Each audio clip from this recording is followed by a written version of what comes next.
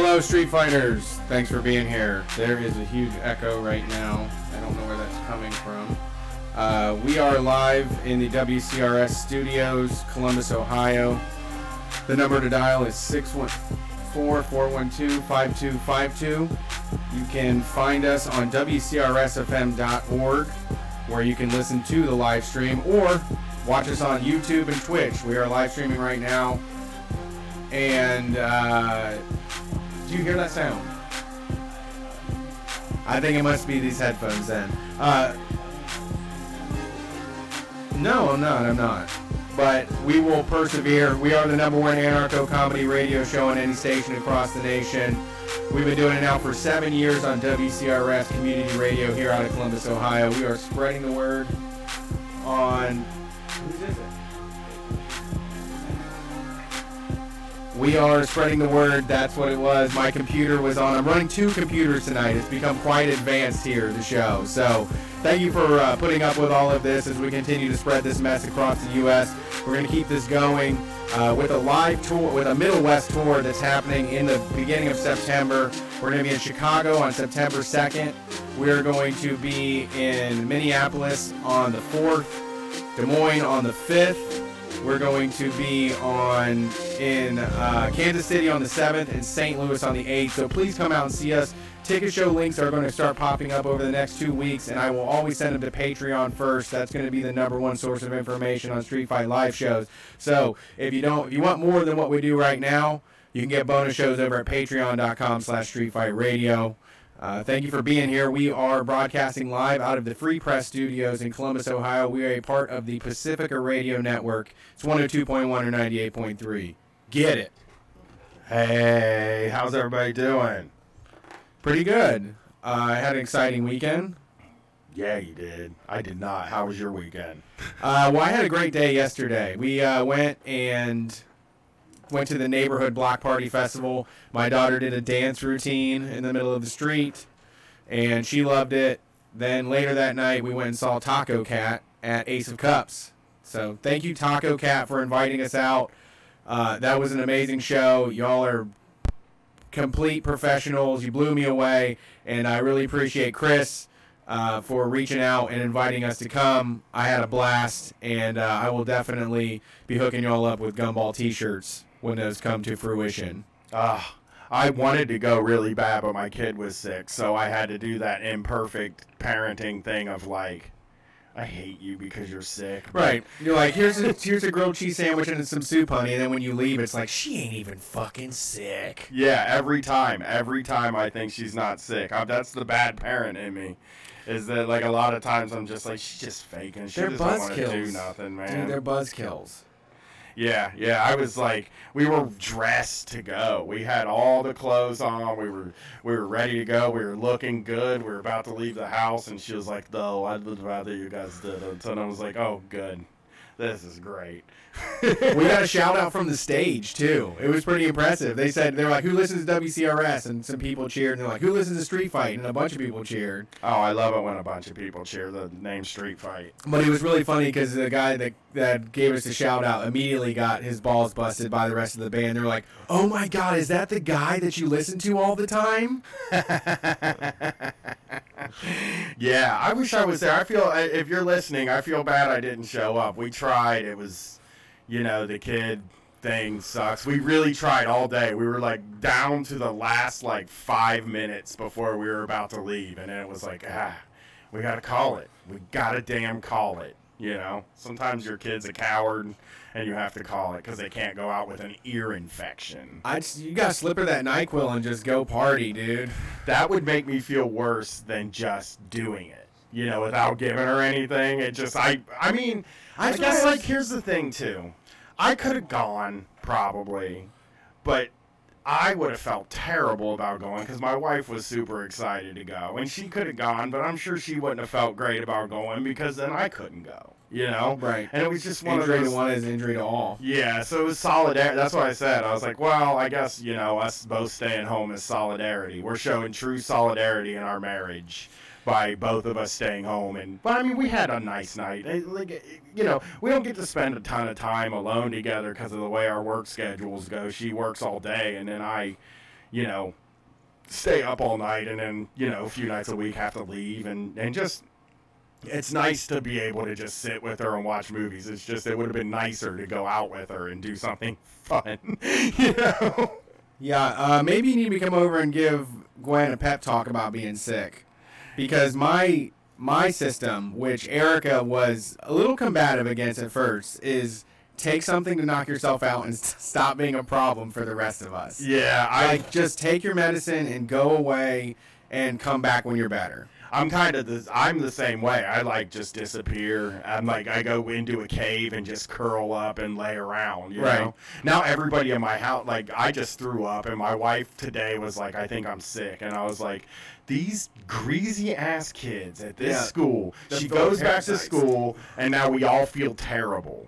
It just brings these greasy kid diseases into my house. Oh, no. I'm going to be back into it. I mean, I went on Virginia Beach for someone with strep throat, and then my wife got it. Thank God I did not get it. But now that she's in kindergarten, I expect to have measles by the end of the year. Yeah.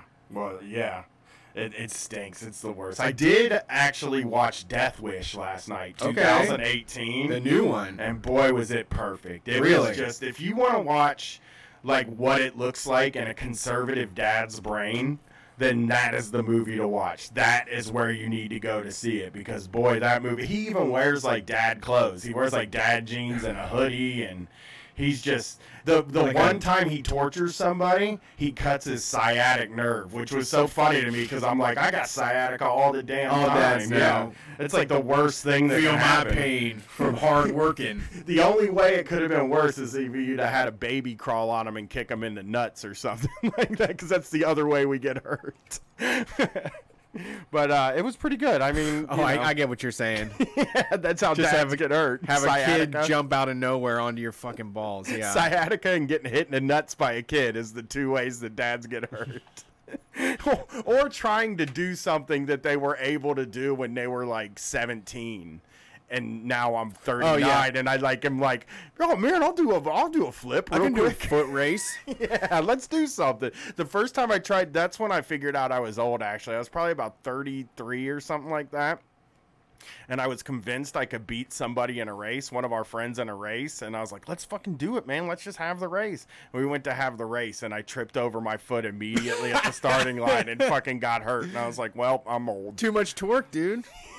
Once again, you were too excited. You were like, I'm going to run so fucking fast. And then your legs did not keep up with where your head was at. Yeah, no. And like, I was never fast anyway. Right. Like, in my life, I don't know why I thought I could even win a fucking race. Because I've never been fast in my entire life. I've always been, like, about medium speed, you know. Sure. I was never pace. the slowest guy, but I was definitely never the fastest guy. Yeah. I was mid-level. I was average at everything. Yeah, I still try to do that stuff. I mean, that's what's like skateboards. I gave up on the little small skateboards because it's like I just am not doing that again. I can't bounce back from that. Falling onto the ground and like on my elbow and shit is just not gonna work. You're not trying to do kick flips out there? You're not spending your whole day trying to learn how to do kick flips?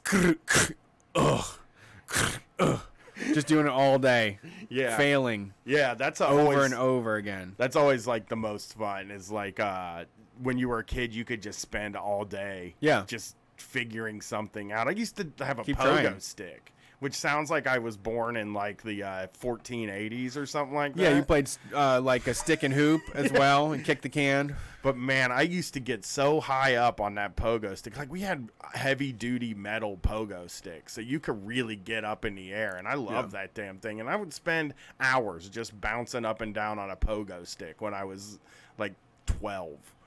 And like they tried to bring them back. I remember when they were trying to bring them back, and they were like, these are like performance pogo sticks, and they were like trying to show you that you could huck yourself off of some bank steps or something, and I don't think it just never worked out. It's just not like something that's conducive to watching on TV. That's the thing about sports now. They don't work unless you can watch them on TV or YouTube. That's why, you know, every day I'm like out walking around town, and there's like just a group of teens walking with a camera and skateboards in their hand, and like just filming. You can make your own video now, yeah. And it's like having New Mr. Moose Knuckle. Yeah, I don't know who that is, but it sounds like fun. It was one of my favorites because it had this dog just like showing his junk on the front. It was just so crude.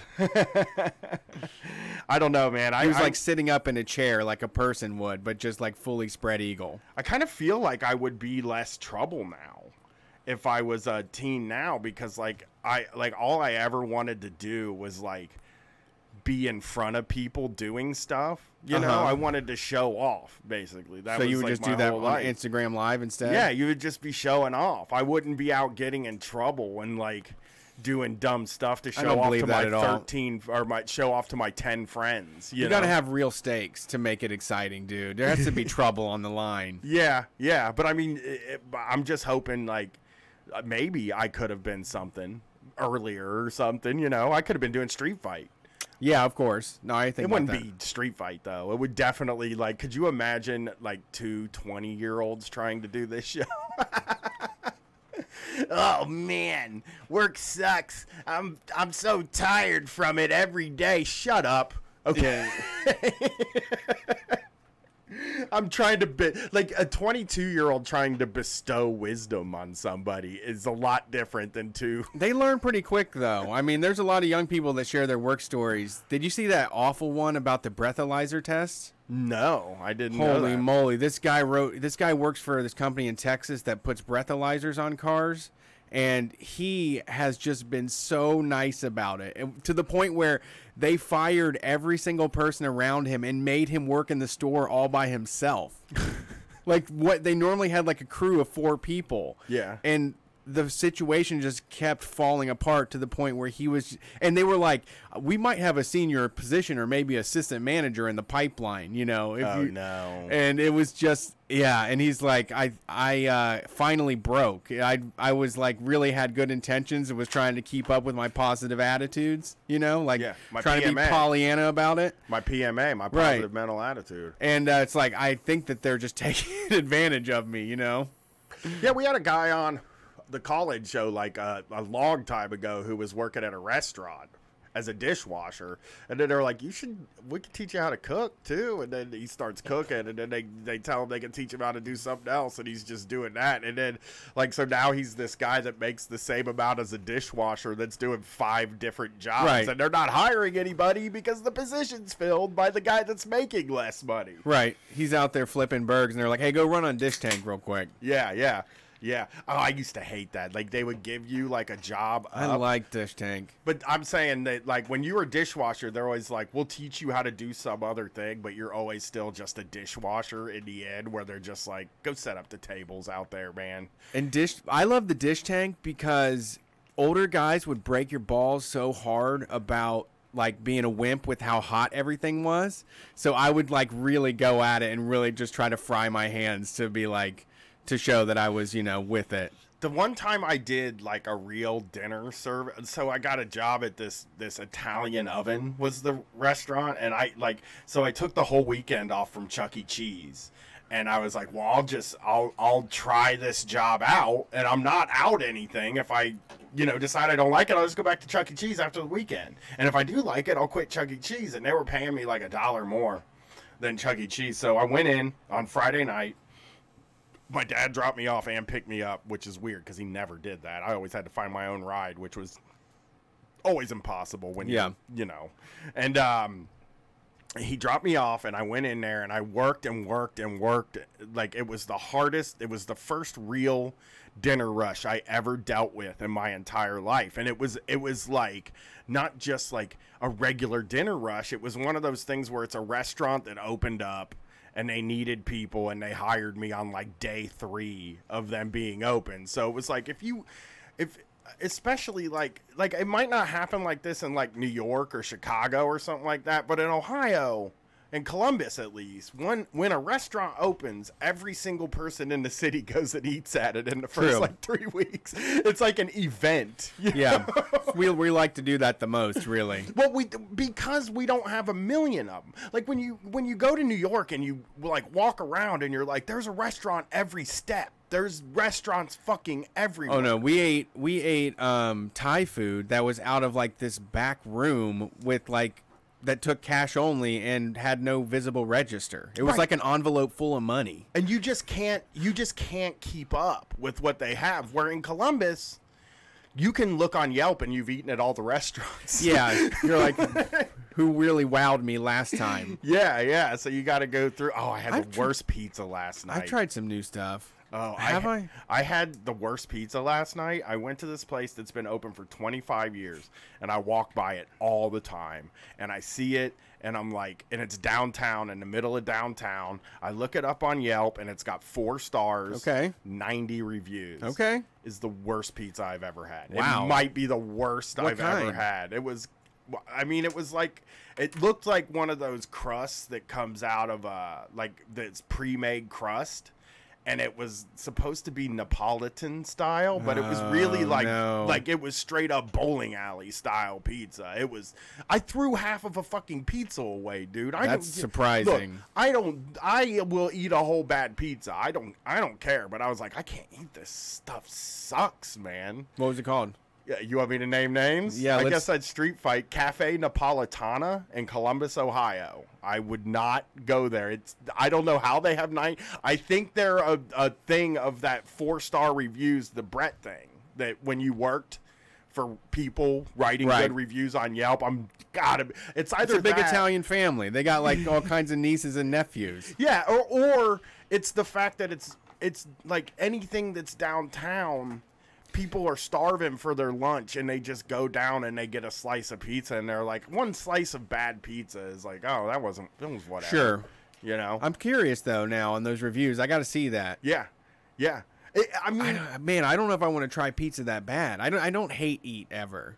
No, like I trust stupid. people. That's a bad idea. I did too. Like I trust Yelp generally, even though I know that. Like I have to adjust it. Yeah. Yeah, you have to read the reviews. It's the same thing with movies now. Like I'm not even looking at Rotten Tomatoes because everything gets like 90%. I just look at the audience. What did the audience think of it? You know? If the audience gave it a good grade, then it's like, well, it served the people that went to go see it. I guess that'll be good. And there's plenty of information. I mean, people are just like, it's so annoying that this movie was, whatever it is, and it's like, well, I like that. Yeah. Like the action scenes were a little long-winded. It's like, okay, that doesn't bother me at all. Well, or like when people are like, those big budget or those big budget summer movies, and they're like, the dialogue just fell flat. Yeah. Well, in Rampage. Yeah. The difference is though that the critics used to actually do that. You know? I know. Like the critics, when an action movie would come out, they would just shit on the movie, and like that, you can barely get a movie to come out that gets less than 70% on there now. If you go scrolling through, not there, really. It's like, jeez, there's man. still some stinkers on there. Every blockbuster movie that comes out is like a 90%. That's every movie to Brian, and it's like, well, yeah, because I don't watch like junky B movies. I watch like huge movies, But it's just you can't trust these huge movies. Like it's so obvious that they're paying for reviews now. It's so obvious. And also, like I got this from Struggle Session. I heard this on Struggle Session. They said that like the LA Times wrote a story about how Disney, their labor practices, right? Like how bad their labor practices are, and they just revoked their passes to all their premieres. So it's like you can't like even give a bad review if you're a major critic. No, who wants to be screwed out of that? Like you have a seat at the table. I can't go see the big movies when they come out, the ones that people are actually going to want to read about. Right. You're going to start blogging now? Like, we're going to turn this newspaper into a YouTube channel. Or you just have to go see it on opening night with all the plebes. You know what I mean? You got to go sit down with like me on opening night. But you can't write the review on time. Oh, right. It has to be there. Yeah, you have to watch it 2 days early so that you can write the review and get it up so that people see it. That's what you want as a critic, So, I don't know. These 90%'s for like, when I was like, and like they just announced like popular movie Oscar now too. So they're just going to be giving movies I like Oscars now. And I'm like, what the hell, dude? Did you see that? Yeah, I heard they were adding that category. I mean, which they should. Rush Limbaugh really pushed for that one for a while. I used to remember as a kid him going off like, these damn Hollywood liberals are just avoiding what people like, Yeah. Seems Spider-Man was the biggest movie this year if we're talking about what people went and saw.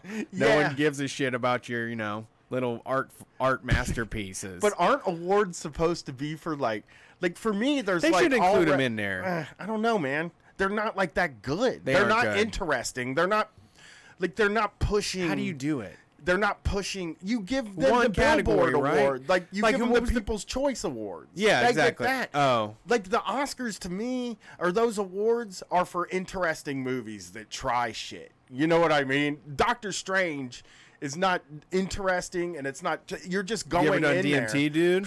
It'll make you think a little bit differently about Doctor Strange. I mean, and you're just walking into the movie theater, and like... I mean, I'm not criticizing people that see... Because that's all I see is blockbusters. I'm just saying they don't like really deserve rewards. They get a ton of money, dude. I see that. They got all the money in the world, and like Spider-Man is not thought-provoking or interesting. It doesn't push the boundaries of what film can be. It's like a computer cartoon movie, right? You know. But with great power comes great responsibility. That's something you can really opine over for the rest of your life. And wear pajamas about. Yeah, I guess, you know. I don't even know, like, the Oscars. I mean, basically, the Oscars just...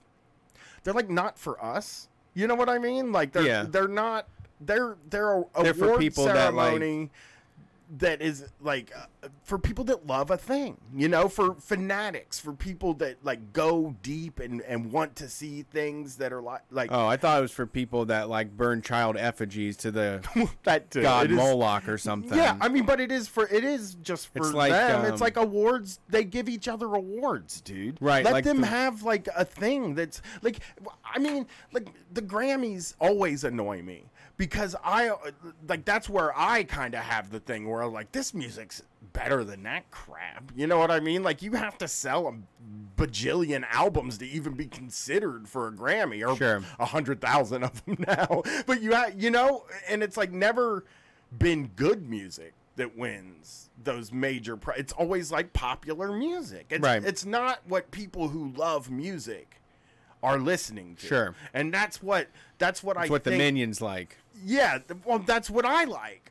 Well, it's not what I like in music, but in movies, I'm that way. Where it's like, I just like what dumb people like. Like, I like to sit and watch things like the dumb people are into, you know? Right. No, I totally understand. That makes sense.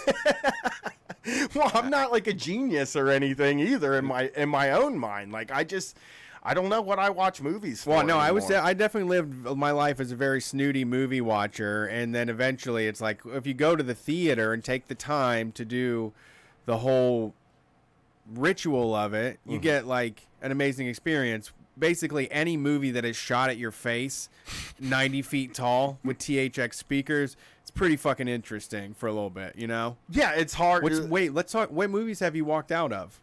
Oh, in my life? Yeah, have you ever walked out of a movie? Only one, and it was Terminator Salvation. Like, Oh, really? I hated that movie. Oh, you got to see the ending of that, though.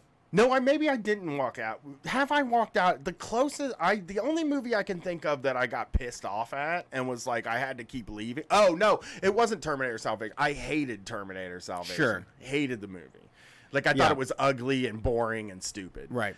But I saw there was a movie called Public Enemies. Oh, yeah. With Johnny Depp playing like John Dillinger. And you have no idea how cool I think John Dillinger is. You know, like I want to watch movies about those guys now. Right. And I was so annoyed at how crappy that movie was that I kept getting up and walking out. And I did the same thing at Year One. I saw Year One, and I just like paced out of it. Like, you can fucking cut and run, dude. Talking yourself out of it. Yeah, I was at Year One, and I like walked out of the theater, and I was like, I've never walked out of a movie.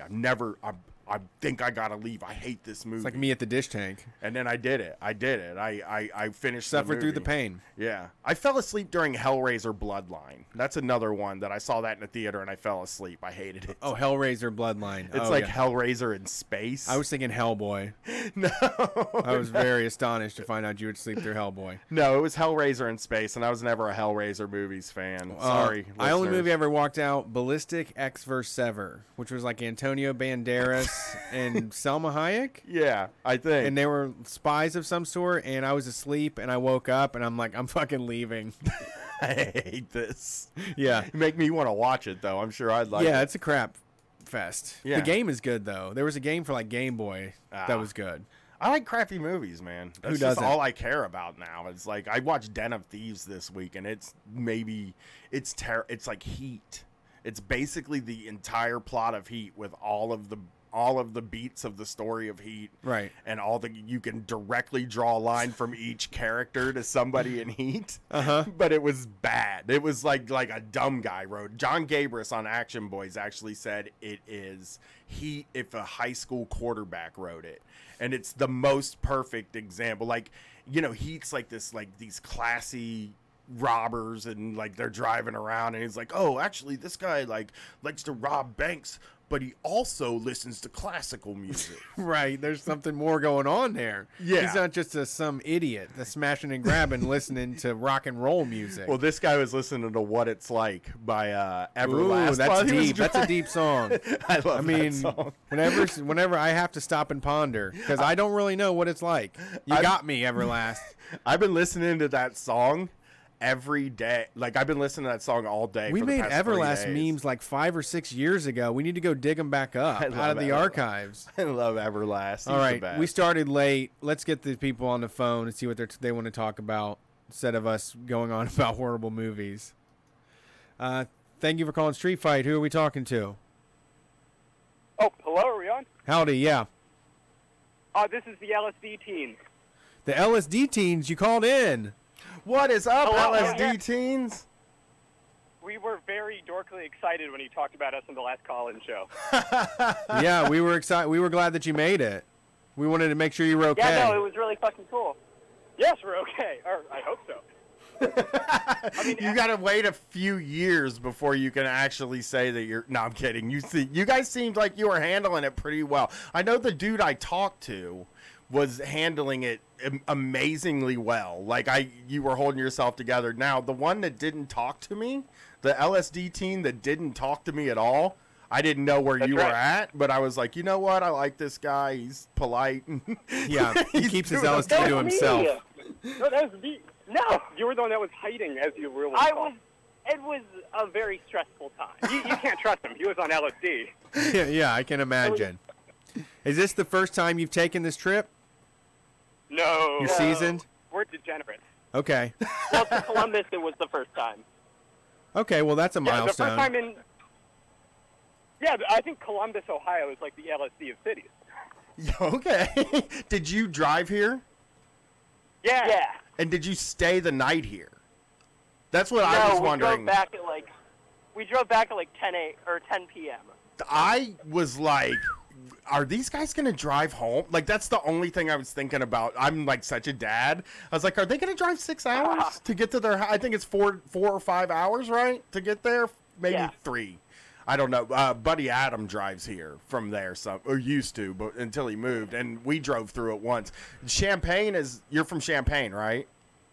Yeah, that's where we are right now. I love those signs when you're driving through. Brett and I we really loved those signs. Remember, Brett, the signs, if you get home invaded, you'll wish you had a gun. And then, like, go fighting Illini.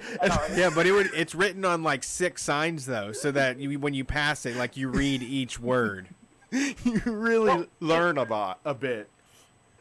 It's crazy because Champaign, it has a university, so it's kind of a pretty liberal city. But the second you get outside of town, it just becomes the most like NRA, like we don't like brown people, like any other small Midwestern town. Yeah, that's Columbus too. That's cool. Yeah, as soon as you leave, I mean, we've been talking.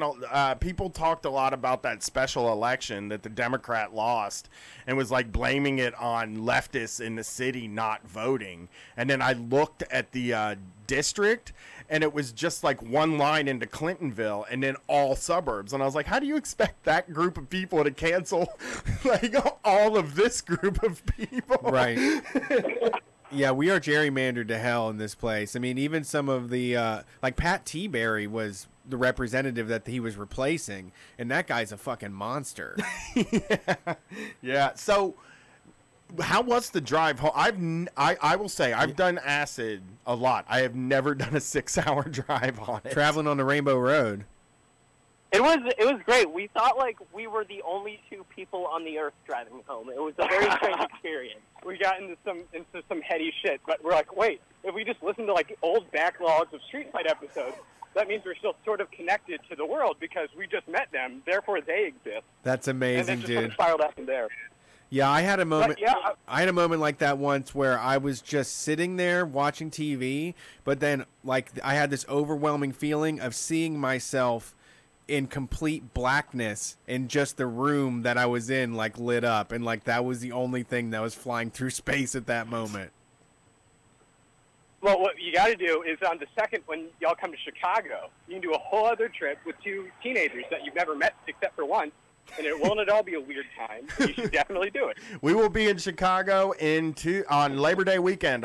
We are doing a live show on Sunday, September 2nd. Yeah, but I think that's a Hideout. 21 and over place. Oh, well. Oh, jeez. We've... Okay, maybe we'll talk to you later. Yeah, we could. Yeah, Sadly, outside of the place, yeah. yeah. We just have send a us big a message, and we might be able to get you in. We have a big crew with us this time, so it might be harder to get like list stuff, but maybe we can just get a hold of us while we're there. All right, man. Okay, cool. We'll really appreciate that because I'm moving to the city like that earlier that day, so we're really trying to go see the show because he's coming up too to help me move in. LSD Team number 2. I love LSD Teen number 2. You were just like living like you were just like, you know what, man? I don't need to talk to this guy. You can. I was just freaking out. I wasn't like playing it cool. It was just I was freaking out. It was like we were like, oh man, other people our age like they want to go see I don't know Hendrix or whatever. Like, no, we like podcasts and doing drugs. And these 2 guys are the only combination of the 2 we know. My wife was concerned about you guys too. Like you made an impression. I'll say that. It was good times. No. You passed the test, though. You really rose to the occasion. I mean, you did. I'm going to say this for the LSD teens. They did as good as a LSD teen could ever do. An 18-year-old on LSD in a strange city. Like, that's pretty good. That's a brave... Number one, that is a brave trip. I would not recommend it to anybody that's listening. But holy shit, We're that's just like... veterans. We're gonna need to LSD get. troop. We're gonna get you psychonaut badges or something. We should... kind of should, man. It does feel like they deserve something. Because, like, would you do that? We're old. I would. Okay, I was gonna want say to. we're old and smart, so we would just be like, maybe I'll do weed on this trip. No, I really want to. I plan to bring some fun stuff. We've had it for way too long, and I just want to do it. Yeah, I think I'm going to do it on the tour, to be honest. I've been thinking about doing. Do it in Chicago, man.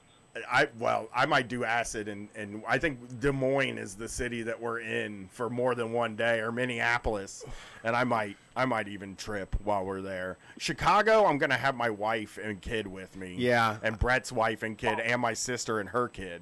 So it's kind of like we can't go too wild, except for we are going to wrestling That's on true. Saturday There's night. wrestling in? Yeah, there's sold out. What?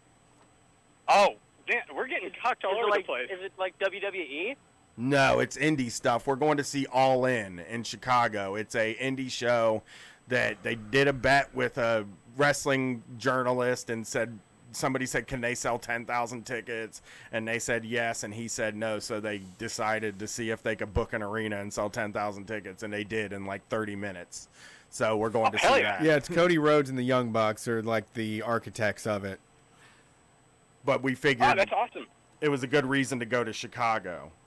It's kind of like how we is like That's how we run our family business. that is every time we want to, like, yeah, you're right, like we bring our families for some shows, and the other thing is that there's a cool thing happening in a city. It's like if we do a show there, Usually just wrestling. yeah, it's You came to usually- DC and we drove up to Philly to see New Japan War of the Worlds. yeah, we have fun at wrestling. Wrestling's fun. This one might be a little crazy because we're way in the back, but Right. we'll have fun. And, if you could get us upgraded tickets, if any listeners can get us, like, some upgraded tickets, we'd love that. We're sitting in the back row. Our backs are going to be against the wall. Well, I hope you guys enjoyed the show, at least. It was kind of... Oh, yeah. Yeah, it was awesome. great. That's great. That's good, then. I hope you had fun at the show. I hope, like, tripping and seeing your 2 podcasters that you listen to sing Freak on a Leash was probably something interesting. The karaoke sort of freaked us out. Yeah. Yeah, it would me too, because like it sounds like it's probably weird, right? Like you're tripping and you're hearing songs that you know, but not sounding Terrible the way that voices, they're yeah. I mean, it's not even terrible voices, it's just not even sounding right, you know? And it's Yeah, the MIDI version. yeah. It was just, yeah. Well, what really helped. Can I shout out a guy? Yeah, hell yeah.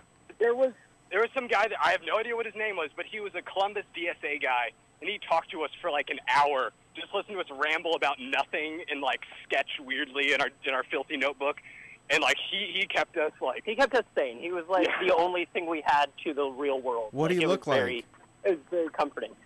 he was like a millennial looking guy. He had like round glasses and a short beard. He looked sort of like a Will Menaker. Okay.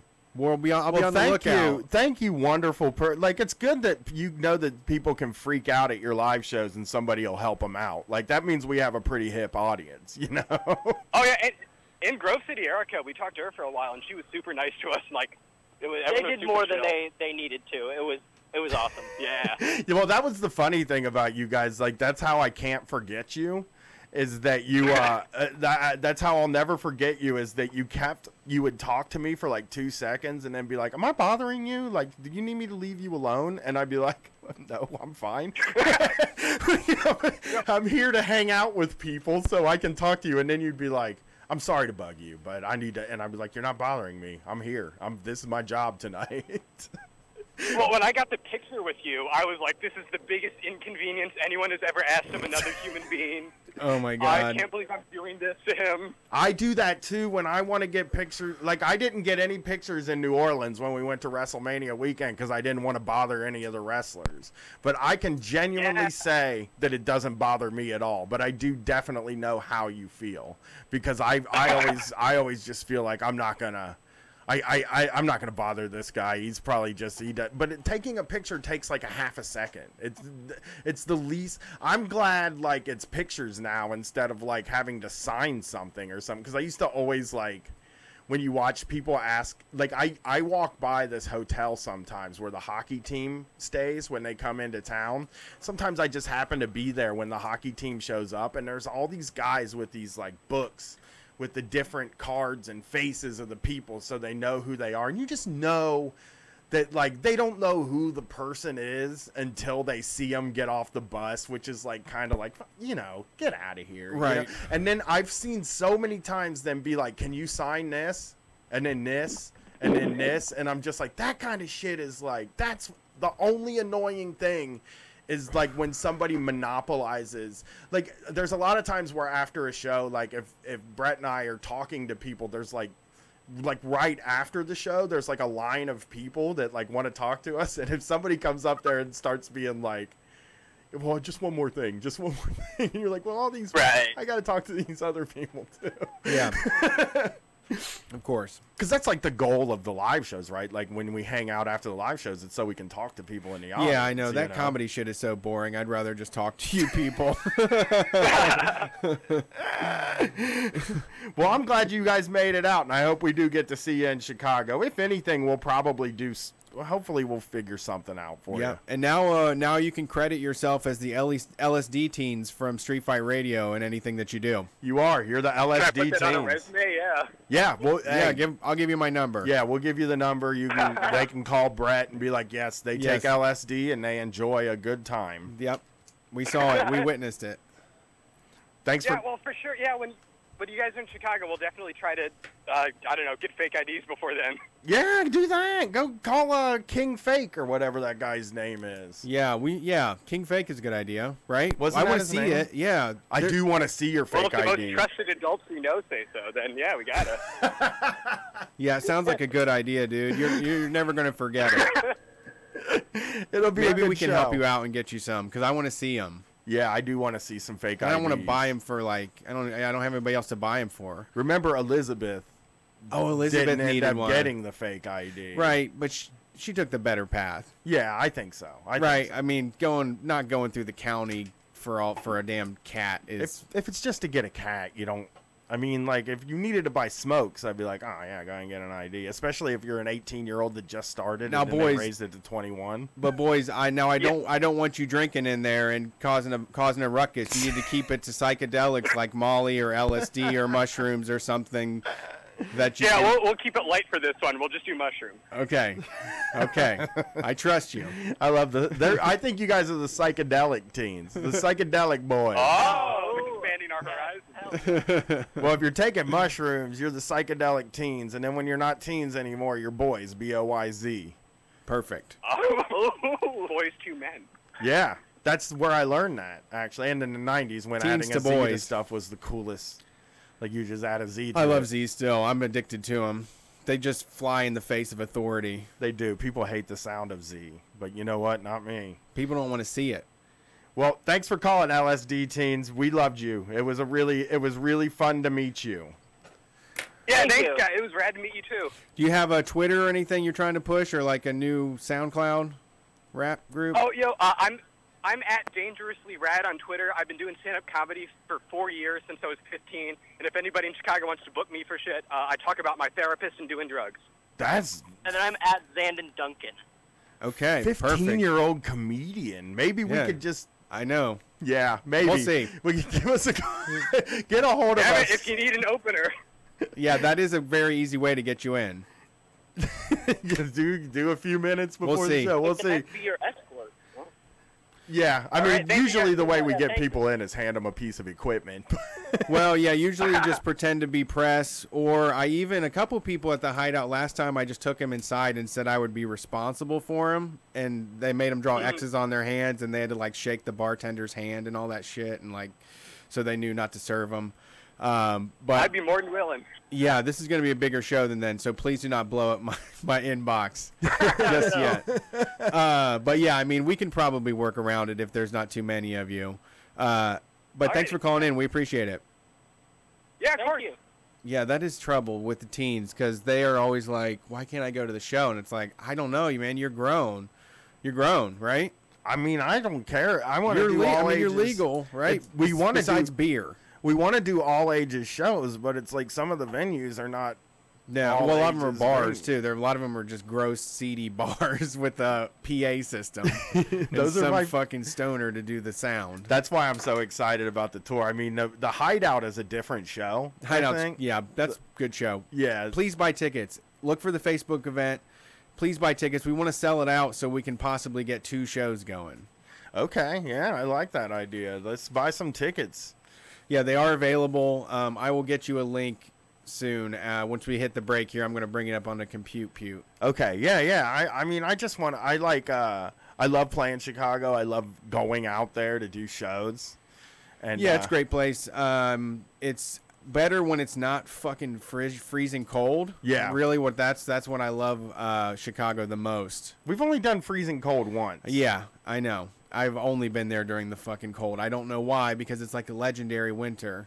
But it's, I'm tough. I did dish tank before, so That's tough. That's your That's bona my new fides toughness, now. yeah. That's my bona fides. bona fide. Yeah. That's, All right, let's see who's on the line here next as I spill a drink all over everything. I'm running 2 computers tonight. If you So say I'm like that, looking at one computer and moving the mouse and being like, what the fuck is going on? he's gonna say I'm running 2 computers. Let's do a tally of that. Can you get the number? You've already said it like 3 times. Oh. I'm running 2 computers right now, I'm Brian. over Shit. fucking whelmed. Like I Yeah. can do dual Hello? monitor. Hey, how's it going? Thanks for calling in. Can you hear us? Holler if you hear me. Are you Hello? there? We're Yeah. here. Are you here? Uh-oh. This is weird. It should be working. Yeah, Are you on, are you on mute or something? yeah. We definitely didn't change anything. I'm running 2 computers over here, but I mean I have keeping it together. Okay, just so you should know.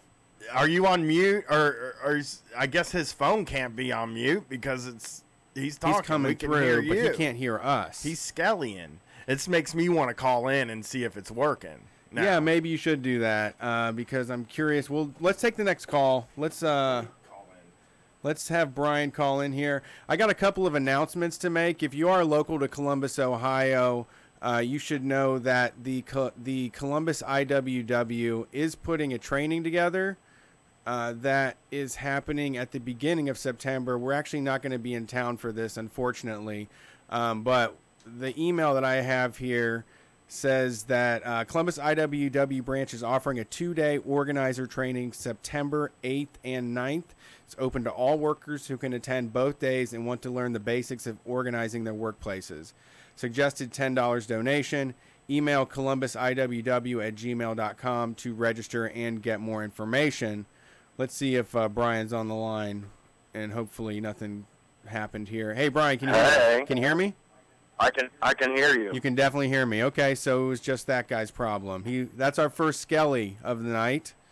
If you don't know, sometimes folks call in and they've waited so long that their flesh has rotted away and all of their organs have turned to dust and they've become a skeleton. So let's take our next call here and see if they are a living, breathing person. Thanks for calling Street Fight. Who are we talking to? Howdy. The shit pro. Howdy. About to get shit prolled. Hey, what's up, Shit Pro? How you doing? We haven't been shit prolled in a while. My head in the Check video. your bingo cards. Uh-oh. I can't stand up. I got to sit down because of this new technology we have. I'm not allowed to stand up, or my fat belly will be in the picture. We need to get a fisheye lens that you can, like, do a Beastie Boys type thing and, just, like, you know, gesticulate into it. Don't you tell me to. Okay, that looks good. It doesn't make me look enormous. Like fat. Shit Pro, you're on the bingo card, so we gotta mark that one down tonight. Cool. What's going on tonight, Shit Pro? How's it going? It's going well. I'm just doing job searching. You get some new life insurance? No, I did. Okay, so what happened with that is just I ghosted the guy. He's texted me a few times and called me, and I just, hopefully I don't see him around town. I live in a kind of a small town, so hopefully I don't see him around. Yeah, no reason to feel ashamed about that. It's not even worth it. Yeah. I mean, if it's not gonna make you regret that later in life, there's no reason. I don't have time for shit like that either. I mean, let's refresh the listeners, because some people may not have heard the original call. Shit Pro had a friend. They're buds, right? They're hanging out. They're like, let's do some buddy stuff. Let's, maybe he was his Brett or whatever to me. And then the guy calls him and he's like, hey, I need to do a sales pitch to you just to practice for some life insurance. So he does the sales pitch and then fills out all the paperwork and tries to sell him the life insurance. Yeah, he tried to do old switcheroo. He's like, so now it's the part where we get your banking information. and Shit Pro, now you're telling us, you were like, no, I'm just not gonna, I'm gonna avoid this situation altogether. Yeah, I mean, what he texted me on like a non-work related thing about like, hey, are you gonna go see that concert or whatever? And I don't know if he was just trying to, he realized like, oh, I fucked up. I'm just not gonna bother him anymore about it, or if he was just trying to, I don't know, have another meeting with me about his life insurance. That's the crappy thing. Yeah, you taught him a lesson. That's the crappy thing about like text now. Is like, I mean, and it's the same thing with when you could call people on the phone, but like, it's not really the text that people send. It's the story you build about the text in your mind that makes the text so confusing. Like, so he sends you a thing and is like, are you going to go to this concert tonight? And you're like, I'm not going to answer him. But then in your mind, you're like, is he just doing that to see if I'm mad at him? Or is he doing that for like other reasons? Or maybe he just wanted to know if you're going to a concert. But I agree with your tactic of just being like, you know what? This guy already tried to trick me once. I don't want to end up with like going to a concert with this dude and leaving with some new life insurance or an Roth IRA or something. Yeah. So what's going on with the job search? Were you looking for a career change? Well, I mean, I graduated college in June, and I was like, I want to get a job, being an organizer or a researcher for a union. And I've had a few interviews. I went to kind of a screening for SEIU, which was actually pretty interesting, and maybe I can talk a little bit about that experience of interview to be a organizer for SEIU. Yeah, what was it like? I mean, how did you get the interview? Did you just send them an email and be like, I want to be an organizer? It seems like they probably, because just from the calls we get on this show, it seems like unions are like knee deep in organizer resumes. Well, I guess I found it on the internet or whatever, and they were advertising it's a paid internship program. They train you how to union organize for a year, and I sent my resume, a cover letter, all that stuff, and there was a screening, and ended up attending it, and there were like 3 other people. They were all basically college-age kids, educated, just recently graduated. And basically the screening was us doing role plays for cold call house visits of workers we're trying to organize. And to be honest, it felt a lot like doing role plays for like being a door-to-door salesman, where you have to try to figure out a way to let this stranger let you into their house or whatever. And I don't know, it was kind of like, I don't know if I want to do this. Yeah, well, I mean, people do take some convincing, though. Most people are nervous about it, and most people don't have any idea to start. You are offering a service in a way, so yeah. I can see how those skills would be necessary. That's what a lot of the organizing is really just convincing people to come do some work. Yeah, so a lot of it was kind of doing this role play thing and I was like, I ended up not getting hired, but I ended up being like, if I'm going to do this union organizing thing, I don't want to learn organizing in that way. So I kind of set my sights on, if I'm going to try to get involved in the union or labor movement, I think I'm just going to do the SALT thing. I'd love most likely that. with Unite here. I've already kind of got a connection or a guy to talk to. So yeah, that sounds great. But I mean, if I had to go back to work, if I had to go back to a real job, I think I think Brett and I would both probably be in that salting thing, because like basically our skill set puts us in a spot where we're not going to make that much money anyway.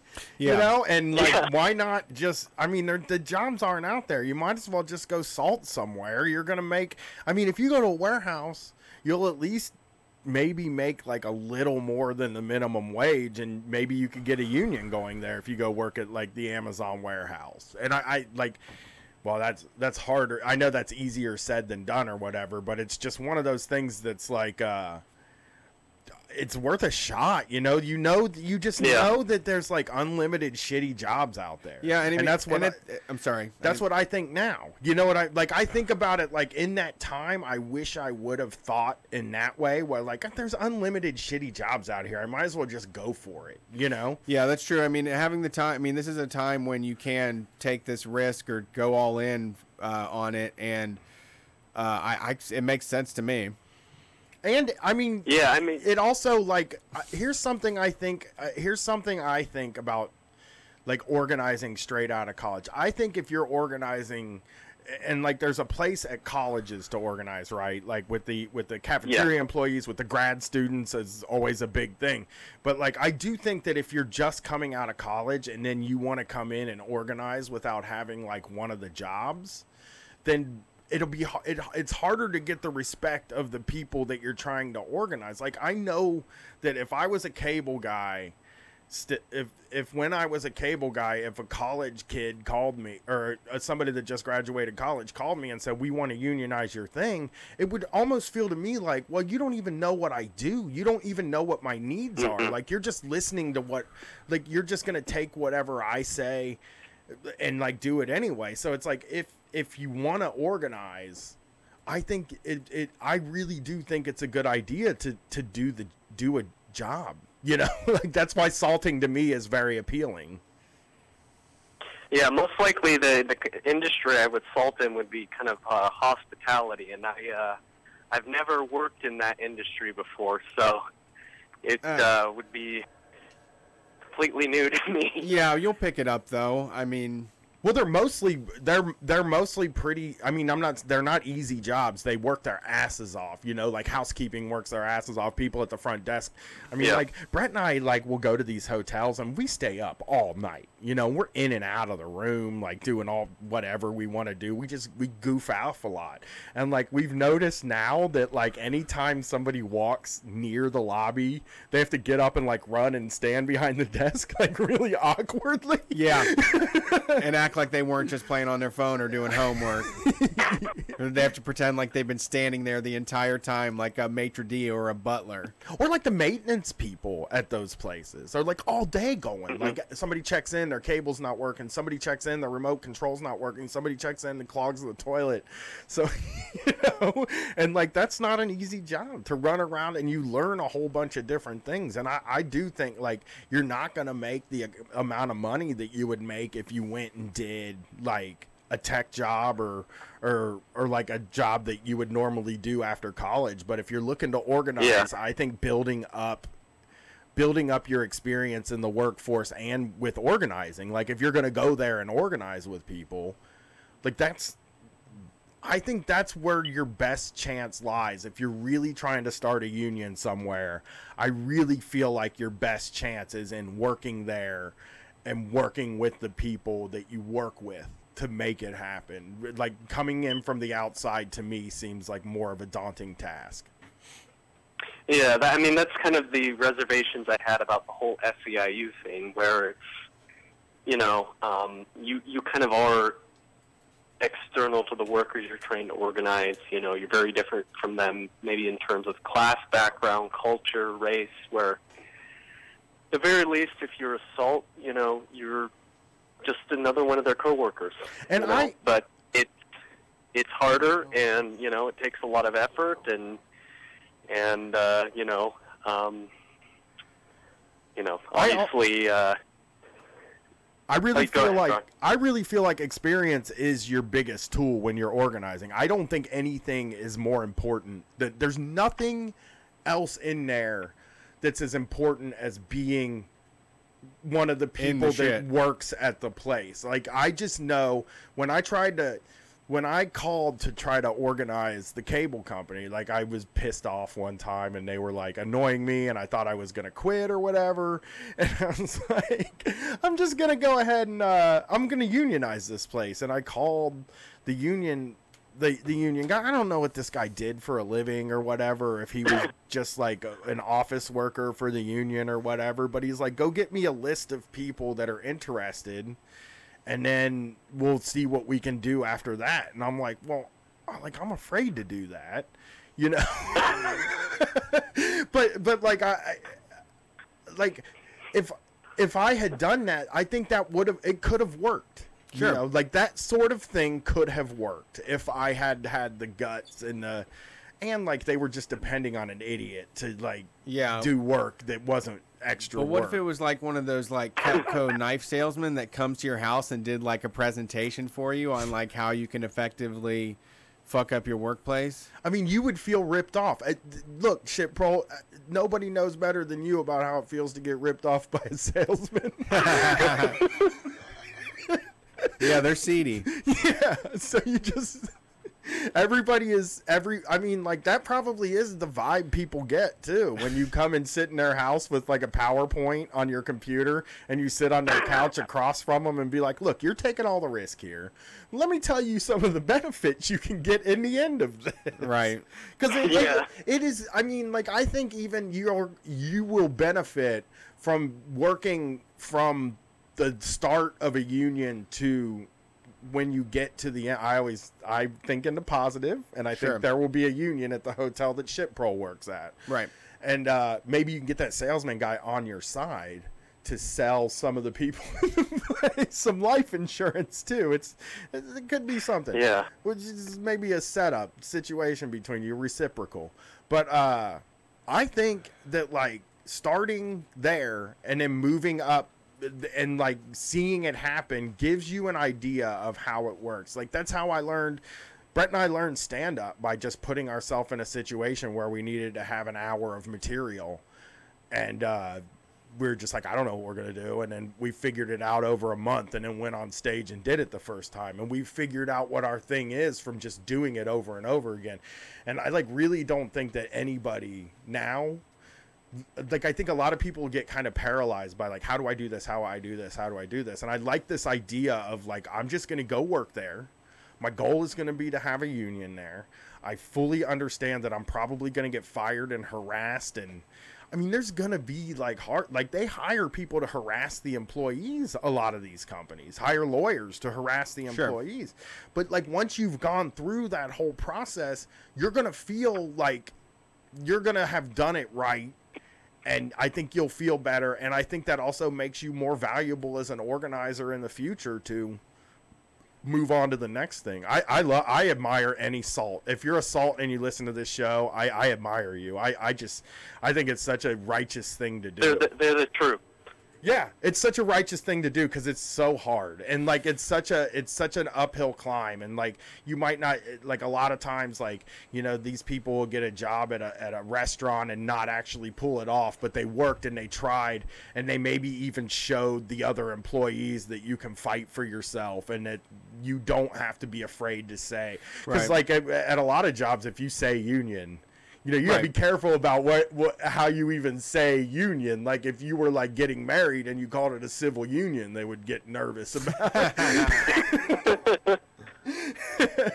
But that, I mean, that word is like scary, you know, and it's scary to the employees too. That's the other thing. You could figure out new ways to organize, you know, that's another thing, because the employees are scared of the word union. They're afraid that the union is just going to come in, charge them dues, and they're still going to make the same amount of money and all that stuff. And you're going to get to be there and be a part of the process of planning this thing. And you're going to know what those people need, because I think a lot of people have in their mind that a union organizing job is just getting people benefits and getting people. It's like, we just go in there and we get people benefits and we get them, we just go in there, we get people benefits, we get them more pay.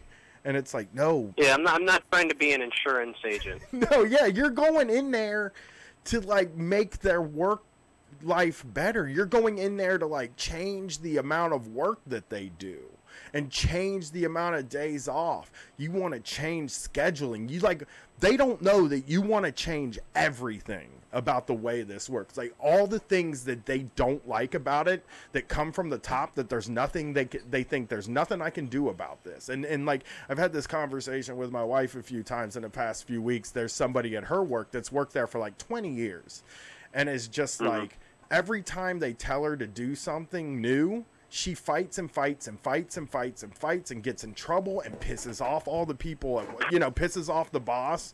And my wife, in the end, every time just looks at me and is like, it isn't going to change. It's like, it's pointless.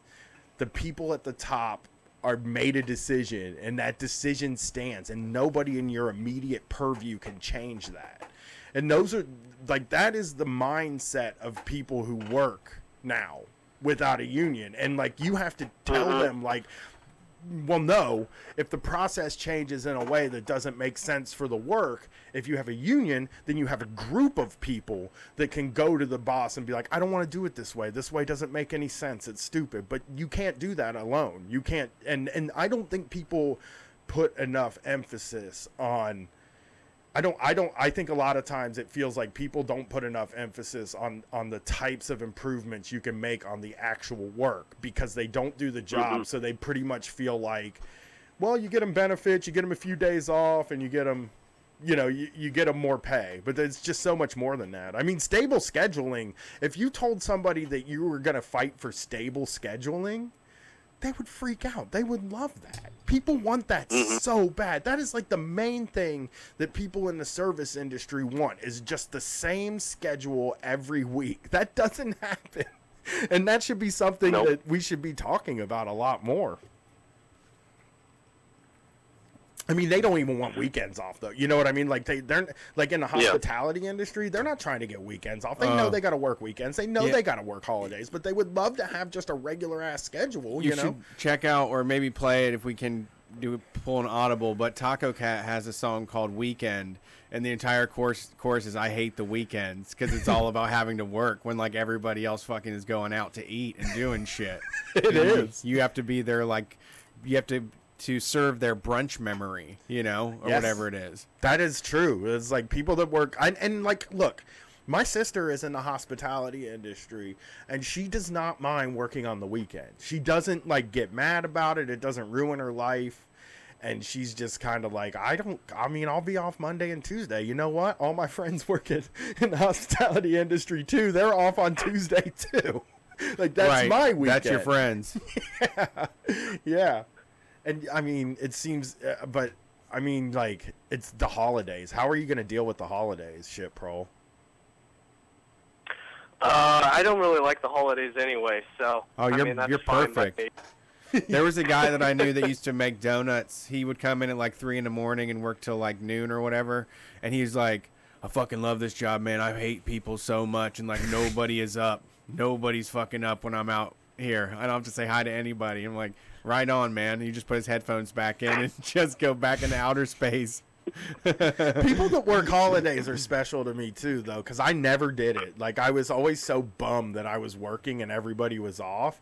But, like, that's not how everybody is, really. I mean, I don't want people to have to, like, I'm firmly against working on Thanksgiving and Christmas. Yeah. But I do understand that hotels have to have people working.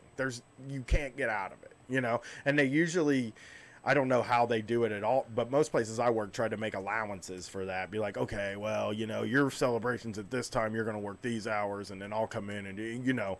So, like, the holidays always bums me out because I want to be off when everybody else is off. I'm a normie in that way. I'm going to be off work when everybody else is off work. I'm not that way anymore, but. Yeah, I believe in sacred days.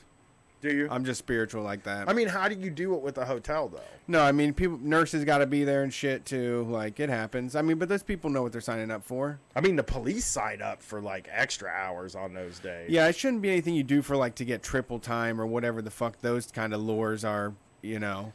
But, I mean, certainly we don't need most of the shit that's being sold on those days. Well, the CVS's Kohl's, and shit. Like Kohl's being open on Thanksgiving. Like, we're getting close to that time where we got to yell about places opening on Thanksgiving. Yeah. Like, I like that now it's places that said they would never open on Thanksgiving. They're like, we love our families. And it's like, this year we love them less. Yeah. We love our bottom line. It's like our family. Kid gets it. Well, we're family. We want to spend the day with our family, our work family. You know, when we did the hours this year at Walmart, we realized that these people spend more time working than they do with their own families. So in a way, we're their real family, and we're going to keep them for the holidays. Yeah.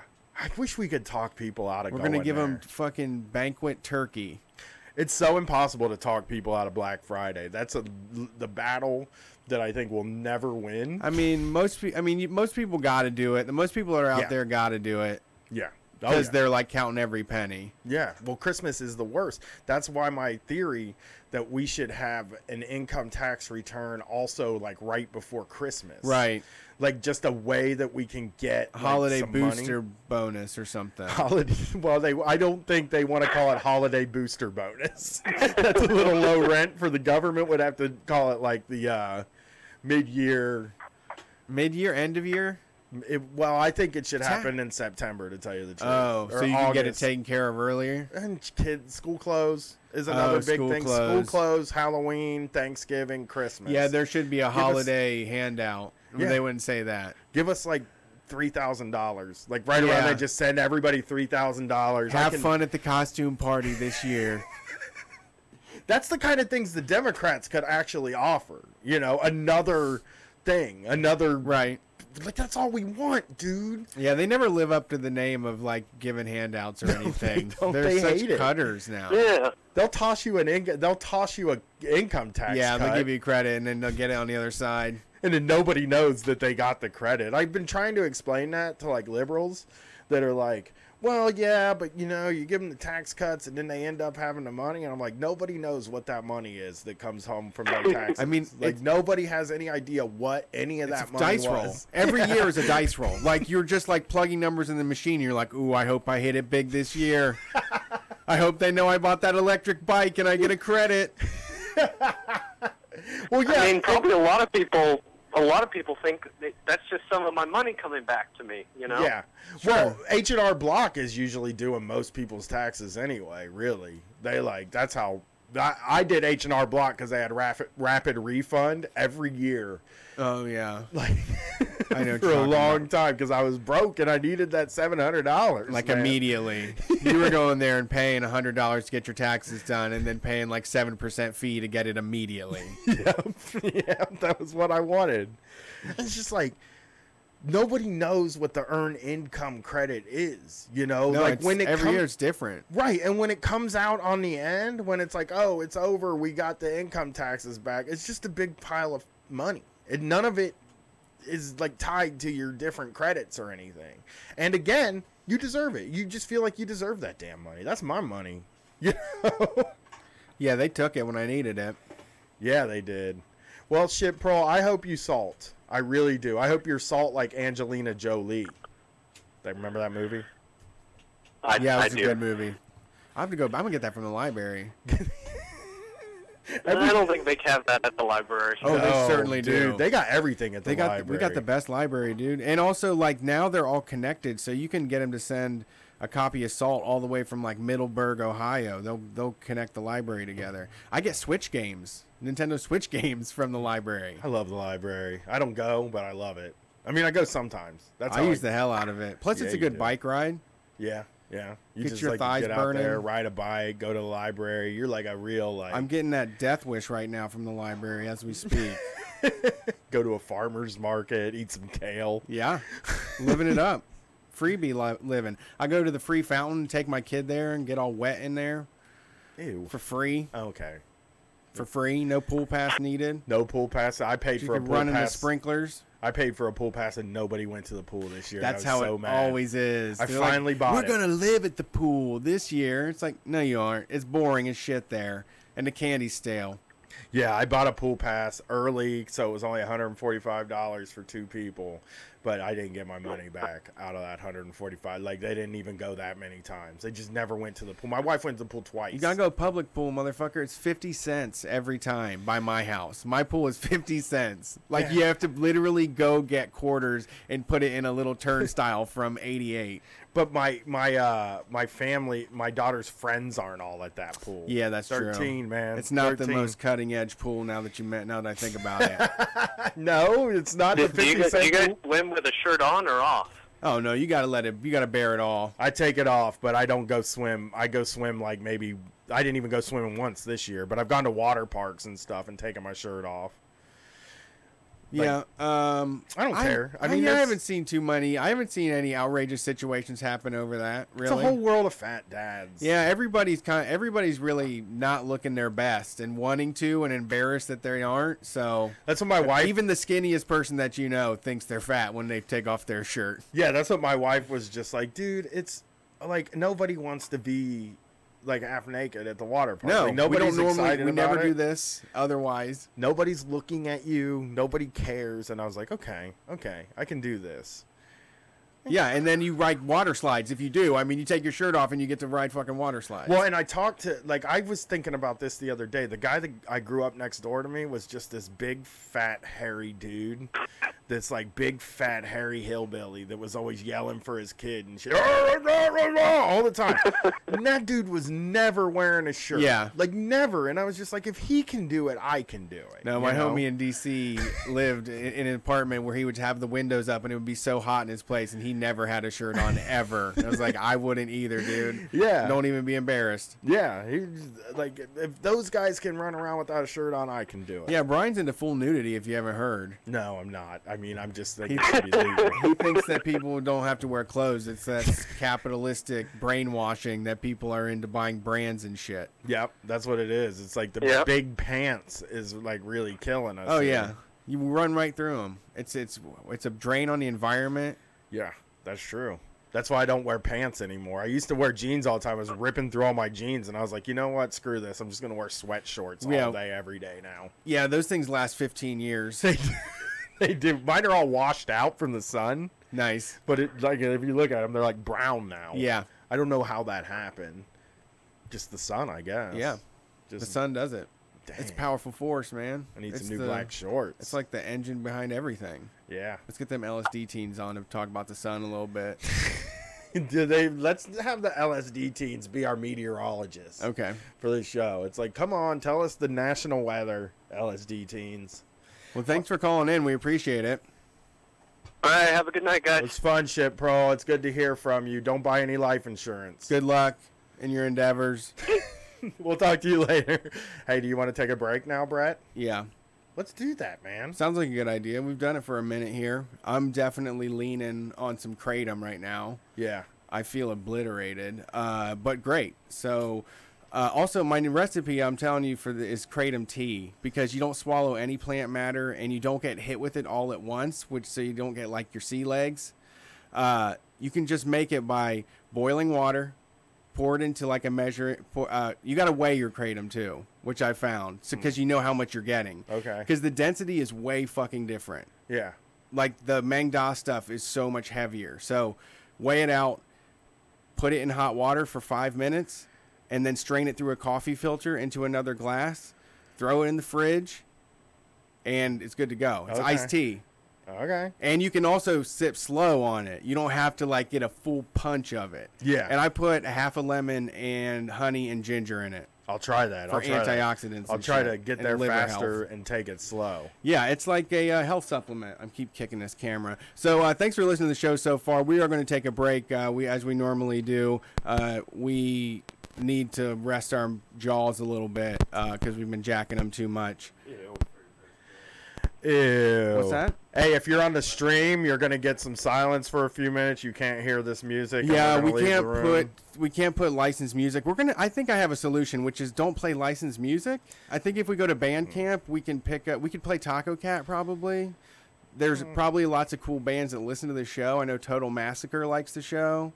The Neckbeard people like the show. Neckbeard people. I think we should move to that. I know you're nostalgic. You ready? We're going.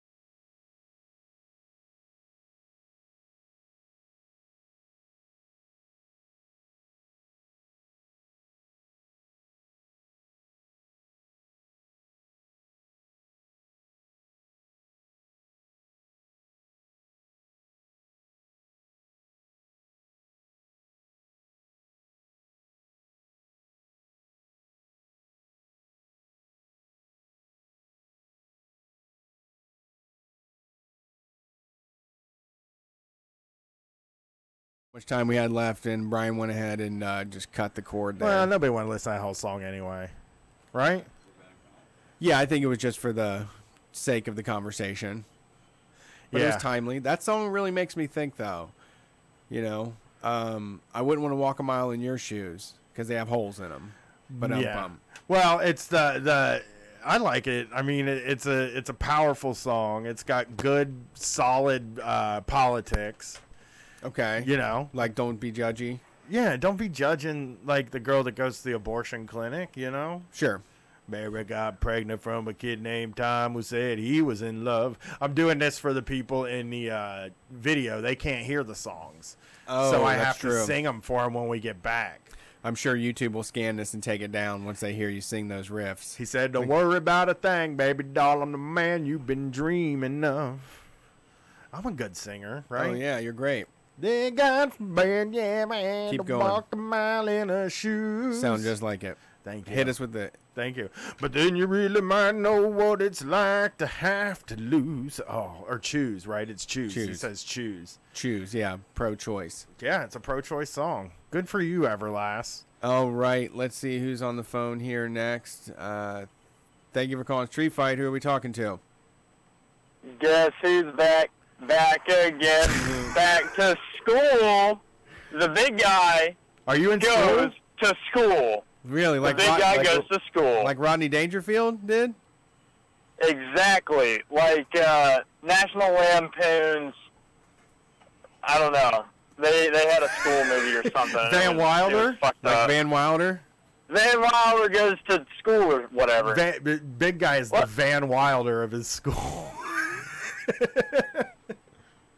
He is a hunk. But instead of having lots of sex, I pass out lots of socialist literature. Okay, but the sex is still better than that, big guy. I mean, I know that it's the revolution is the right thing to do, and that I'm supposed to be sex negative on this show, but I mean, it's a big change for you. No, it's not. I'm still sex negative. Let me light this cig real quick. Oh, sure, we'll wait. Yeah, just take your time, you know? You want me to kick you in the... What is it? Kick you in the back to get you started? Oh, I messed that up. Like, that's such a classic. You guys vamp pretty well. How have y'all been? I haven't heard from y'all in a long time. I'm also really high, so I'm probably mixing up my tenses here. But we haven't talked. I haven't called in a long time. How are y'all? Why aren't you calling in? What's going on, big guy? Sorry, I've had a bit of a schedule change, and I've been having to, like, reorganize my life, and, you know. Yeah, that's a big schedule change for sure. I switched jobs, and then there was a period of time where I was traveling a bunch, not, like, abroad or anything. Travel boy. Where are you going? I was driving to various podunk towns throughout Texas. Oh, so you were just traveling around Texas. I get it, though, man. I call it traveling when I go to Cleveland a lot of times. I'll be like, I'm going to travel up to Cleveland tonight and check out some wrestling. Yeah. Actually, Texas is like its own country anyway. I'm kind of around Fort Worth. If I go to Burleson, that's kind of like a whole trip. Yeah, I mean, you can drive a long distance. Brett was going to podunk towns in Texas. How is that your job now, going to podunk towns? No, that's my social life though. I haven't called in since the street fight meetup a few weeks ago. There was a meetup? Yeah, in Texas. There was a meetup of some street fight. Yeah, that's how we first found out about Big Guy Energy. What? Yeah. There was a big DSA private event at in Dallas. Yeah, it was upscale. How do I get in? And a bunch of Street Fighters showed up. You think we would be able to get in there? Like, I need. Yeah. I never get invited to private events. I'm like, awkwardly relevant Twitter personality, and of course I was welcomed with open arms there. So, guys who actually have a podcast that has like a reputation, an actual media platform, they'd recognize you.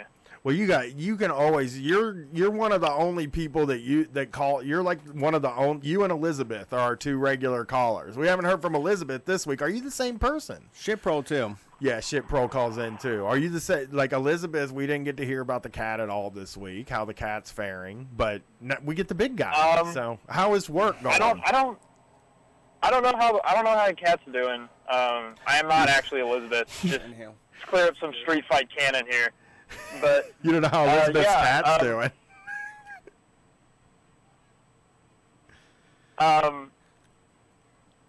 Yeah, so I guess I could talk about this. I mean, work has been good. You know, I'm doing really good in my new position, and I'm about to get like a promotion, and it's all good. It's all good. Hello, promotion guy over here. You were just calling in the last time we talked to you, I believe you thought you might get fired.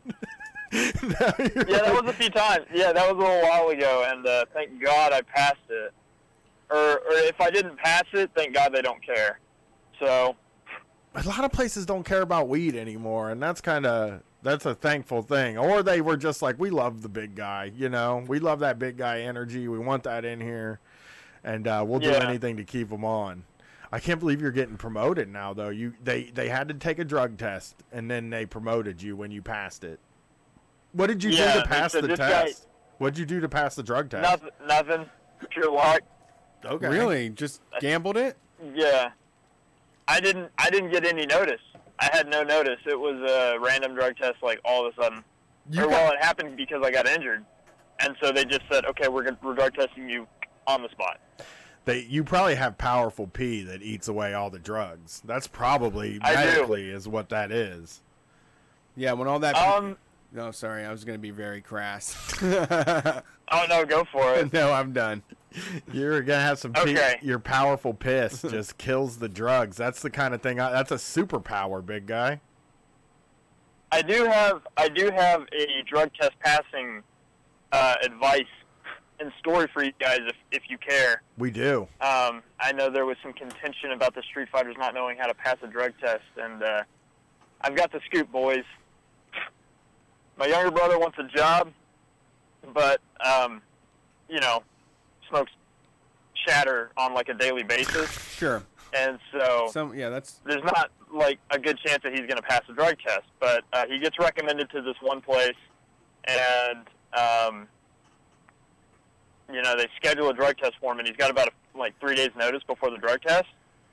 And so he gets some of the instant cleanse stuff that you get at the smoke shops. Right. It'll say like 60 to 90 minutes or whatever. That works. That stuff, it destroys your body, but if you keep that on you and you get a drug test notice, if you can give yourself 60 minutes, you're good. 60 minutes, and you need a lot of water. But if you can buy yourself 60 minutes and a gallon of water, you'll be good.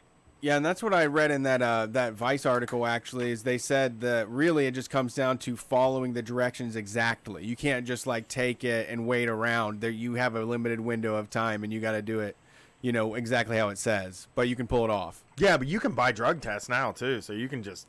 That's true. You can get them pretty cheap. Keep testing you just test yourself. We should do that on Twitch. We should just keep drug testing ourselves until it goes away. We should try to pass a drug test on Twitch. Please don't pee on live internet streaming. Oh, Please no. That's for Patreon. People will pay for pee, okay? There's whole big money in pee. There's big money in two guys peeing. Sex work is work. And I'm not going to be sex negative. You know, go for it, guys. Thank you. I was just trying to be considerate of your hobbies. Well, it's the same thing. Look, okay, there's a lot of wrestling on YouTube, right? Like old wrestling that's shared by bears and stuff who dig watching the wrestling. That's what our thing would be. It would be like, we didn't set out there to do porno, but people see it and they're like, oh, this is two guys peeing. I love this. Yeah, it's a good stirring it and playing with it. New market. These guys are in there stirring it and swishing it around and playing with it and everything else. In a bucket. ASMR stuff. One of our only pictures that we took for promotion has a bottle of piss on the table. There's a picture where him and I are sitting at a table and I'm throwing a brick, and there's a bottle on it, and every once in a while somebody will like circle and be like, "Is that pee?" And I'm like, "Yep, That's a pee bottle. we found a bottle of pee on the side of the Yeah, road." we found it. Yeah, we found this abandoned. It was basically a patio furniture set that was on the back of a strip mall. I don't know if it was like that's where people took their smoke breaks, or if it's actually used, but it had like been burnt out by the sun and completely rusted through. It looked like it was on Cormac McCarthy's road. It was just completely devastated. And there was a handy bottle of piss sitting right there when we went to go take a picture of it. Brian saw it and was like, yeah. Oh, that's great. Yeah, that's the header on the Street Fight store, actually. And people are like, "Hey, hey, did you touch it?" And I'm like, "Yeah, I touched it. It's the bottle. It's not the pee. I didn't like put my finger in the pee or anything like that. I picked up a bottle." I touched it. I don't know what I'm gonna be into until I try it. So Yeah, I have to give it a. I mean, I'm not grossed out by things. Are you grossed out by things, big guy? not usually. I can usually hold my stomach.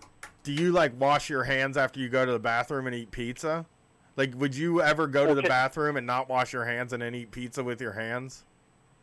Well, look, whenever you touch like parts of your body that release disgusting waste, I recommend you wash your hands though. See, I don't do maybe that. That's just because I work in like, I guess, kind of a clean environment, and I've become acutely aware of like how messy things are and how like contamination works. Yeah. But like, I guess I work in sort of like a clean room environment. I don't know if I've said that or not. I was a roofer for a period of time, and like when you eat your peanut butter and jelly sandwich or bologna sandwich on the roof, you get like roofing gunk on the bread. You can like see the gunk on the white bread. Yeah, roofing gunk.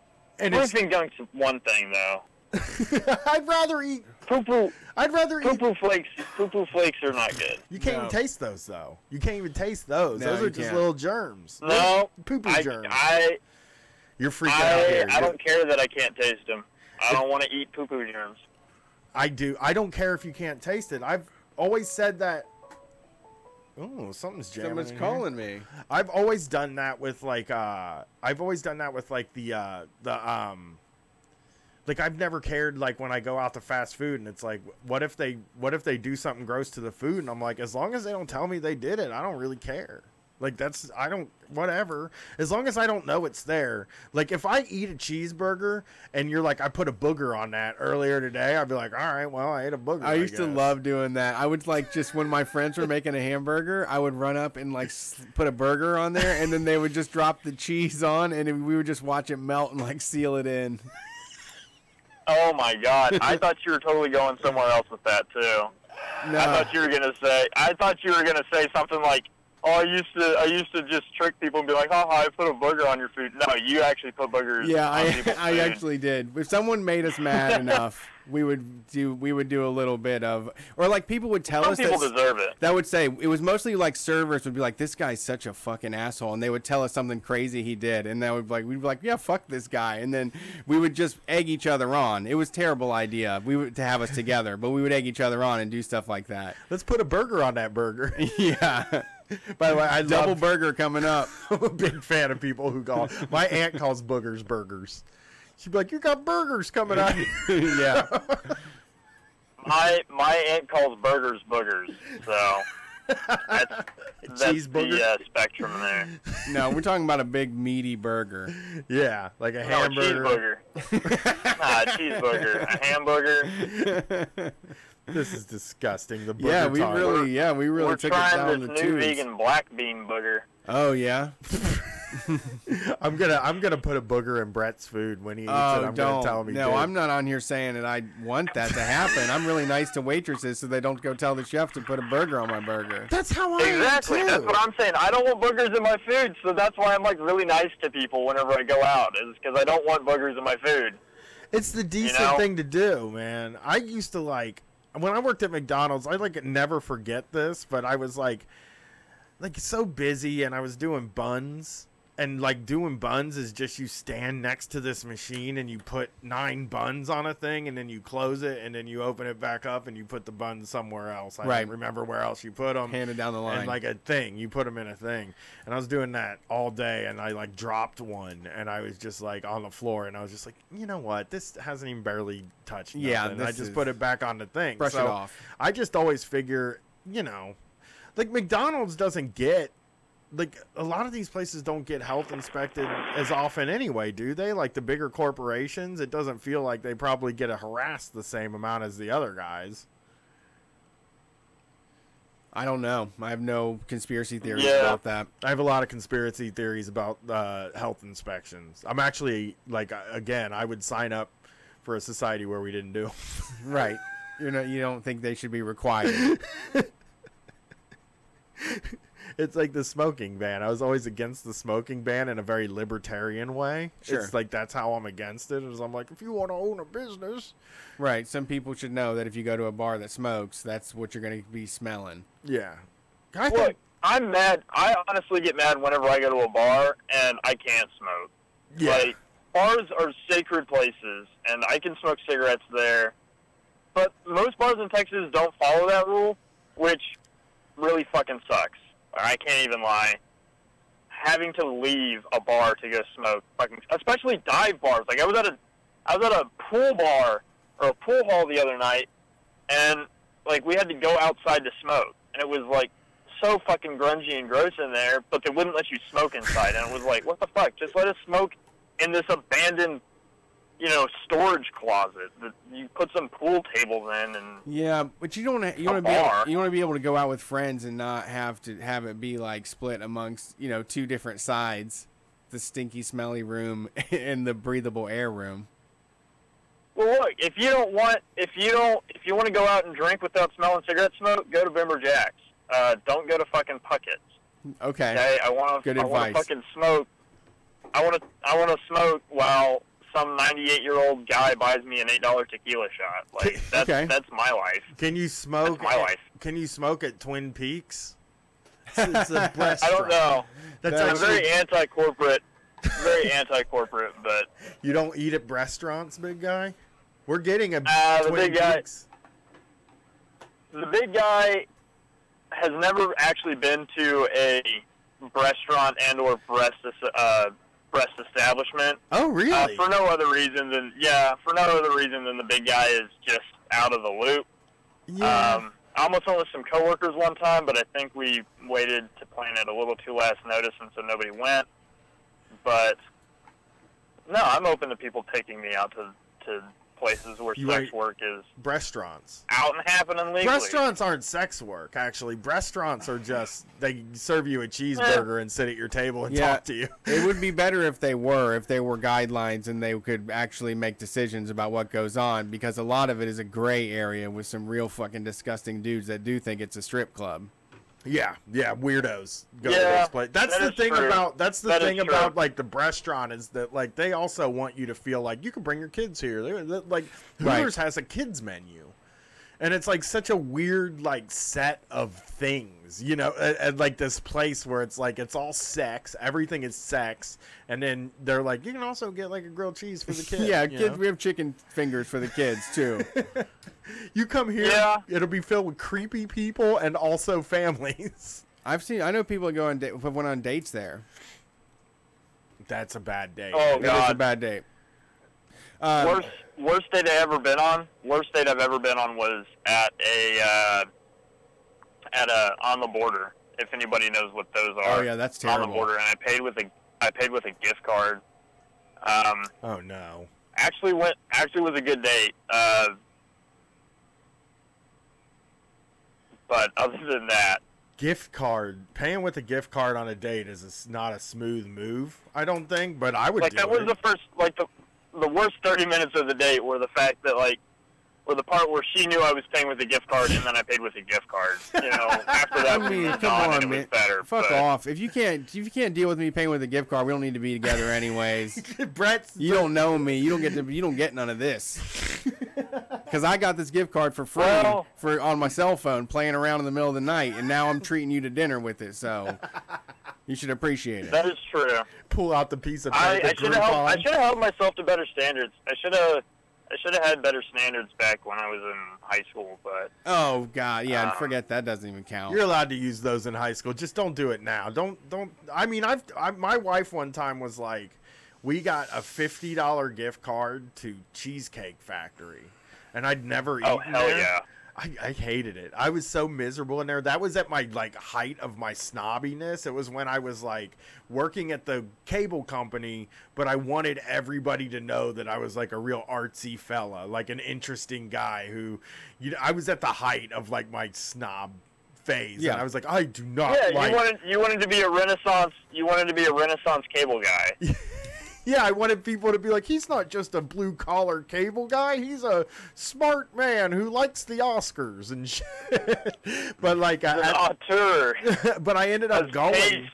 I ended up going there, and I was like, this place... And it's still... these places still bother me. Is those huge... It felt like a warehouse. It was so big, and I just like I don't want fucking loud. I mean, you can scream in there and nobody knows. Yeah, and I just don't want to eat at a place that's serving that many people. I guess that's like that. I'm a snob, okay? I like to eat at like a place that's serving like 60 to 100 people and charging them a decent amount. Yeah, they are. Welcome to the old adage: "There's no ethical consumption under capitalism."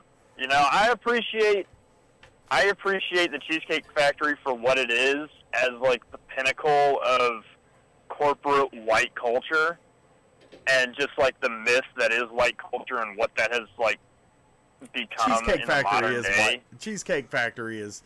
I don't know. Remember that football player? That's a black dude football player that spent like $8,000 at the Cheesecake Factory. I got to get that story, but I don't think it's just white. But it is white food because it's just a bunch of the blandest versions. Well, no. It's not necessarily. It's not necessarily only appreciated by white people. The point I was just trying to make the point that like it's just what white nationalists say whenever they say they want white culture. Yeah, this is Western chauvinism in action. This is what the Nazis. This is the feature the Nazis want. It's just all cheesecake factories. They want crispy tacos. They want lasagna, and they want to be able to get beer battered fish all at the same place. Yeah, because tacos are Spanish, and so they're still white. Well, the way they make them, they do like the hard corn shell. Yeah, well, they do the cheeseburger. They just throw some they throw some hamburger in a thing, and they pour the old El Paso on it, and you got yourself some tacos. Exactly. I would still eat that now, though. I make a pretty good chingadero. Okay. Like my mother makes this absolutely wonderful, actually, chicken casserole. But she calls it Mexican casserole because it has cheese and tomatoes in it. Oh. It has cheese and tomatoes in it. It's like, we could try a little harder. Yeah, I mean, we do. I mean, my parents, like, had a bunch of dishes, though, that they just had to name themselves, too. Like, they used to mix, my parents would take boxed macaroni and cheese, and they would make it according to the recipe, and then they would pour a can of tomato soup in it, and then put some cheeseburger in it. We're like, what's this called? And they'd be like, hooch. This is just hooch. We eat this hooch. Hooch. We're having hooch for dinner tonight. I thought that was, what is that? What's that called? Disgusting. It wasn't good. Chili Mac or something? It wasn't Chili Mac. Well, that's a story. Here's a story. My wife hung out with this girl growing up, who her family had white nationalists in it, right? Like they had like not. Oh God. The dad had like. I actually went to a birthday party once with the kid, and this guy shows up, and he's got like a swastika and SS tattooed all over him, And but this girl grew up like in a white nationalist. That was like her world, right? And she throws this birthday party for her kid, and my wife decides I'm gonna go to this birthday party. She goes to the birthday party. They're like, we're serving chili and we're watching a football game. And she got over there, and they took Campbell's tomato soup, and then they poured beans a can of beans and and put some ground beef in it and just stirred it up, and that was the chili. They were all just sitting around just jamming on that chili. Oh no, dipping saltines in it, probably breaking up a whole bunch of saltines on top. Yeah, that's white nationalism for you, baby. We invented food without flavors, god damn it. Wolf brand chili. Can I issue a chili correction? Can I issue a chili correction that has bugged me for a long time? Sure. I made a comment on this show about chili. And it was erroneous. I said that cowboys ate chili without meat, and I meant to say that cowboys ate chili without beans in it. Yeah, Cowboys didn't put beans in their chili. That makes sense. That's what cowboys do. I'm a cowboy in that way. I mean, I put beans in it now because I'm a fancy boy. I'm like, oh, I gotta have some beans. Yeah. I'm only beans. I'm But a cowpoke or whatever. It's not rustic cowboy chili. It's not cowboy chili unless you put like. Yeah. Well, who would want to eat just that? meat. Who would Just want to meat eat chili. that shit anyways? They had probably the worst food imaginable. They didn't have the spices. They didn't have the right spices to make a good chili. John Wayne ate Campbell's soup with ground beef in it and called it chili. Back then, Campbell's soup was like, shit, we got some Campbell's Yeah, soup. that was. You can get that much sodium content in anything else at the time. Well, everything was so much like, imagine you spend like the whole first part of your life like cooking everything from scratch, and then all of a sudden you're like, I can go to the grocery store and just buy the stuff already done and just dump it in a thing. That's a whole generation of people were so thrilled that they cut down their cooking time that they ate crap, and we're just now starting to crawl out of that, I think. Oh, you're absolutely right. Because it feels like I ate crap growing up. Like, I don't, man. It was all, like you said, off the back of the box. Yeah, it was always like, let's pour a couple boxes together. I mean, like, and it's cool. Like, my parents didn't like cooking. Like, what are you going to do if you don't like cooking? Yeah. You know? I mean, I had to learn to like it. And then now we eat well in my house. But, like, if you don't like cooking and you just got to make sure a bunch of people survive, Hamburger Helper or Tuna Helper is like, that's a godsend. I'm gonna say though, that's a meal. You can't choose not to cook. It's required for everybody because you gotta be able to take care of yourself and make your own goddamn food and help out when you're with friends or family. Housework is work. Exactly. Housework is work. You can't get out of cooking. Well, they just didn't like doing it, so they did it in the easiest way possible. Okay. Right. That's like sabotaging it though, so nobody ever asked you to do it again.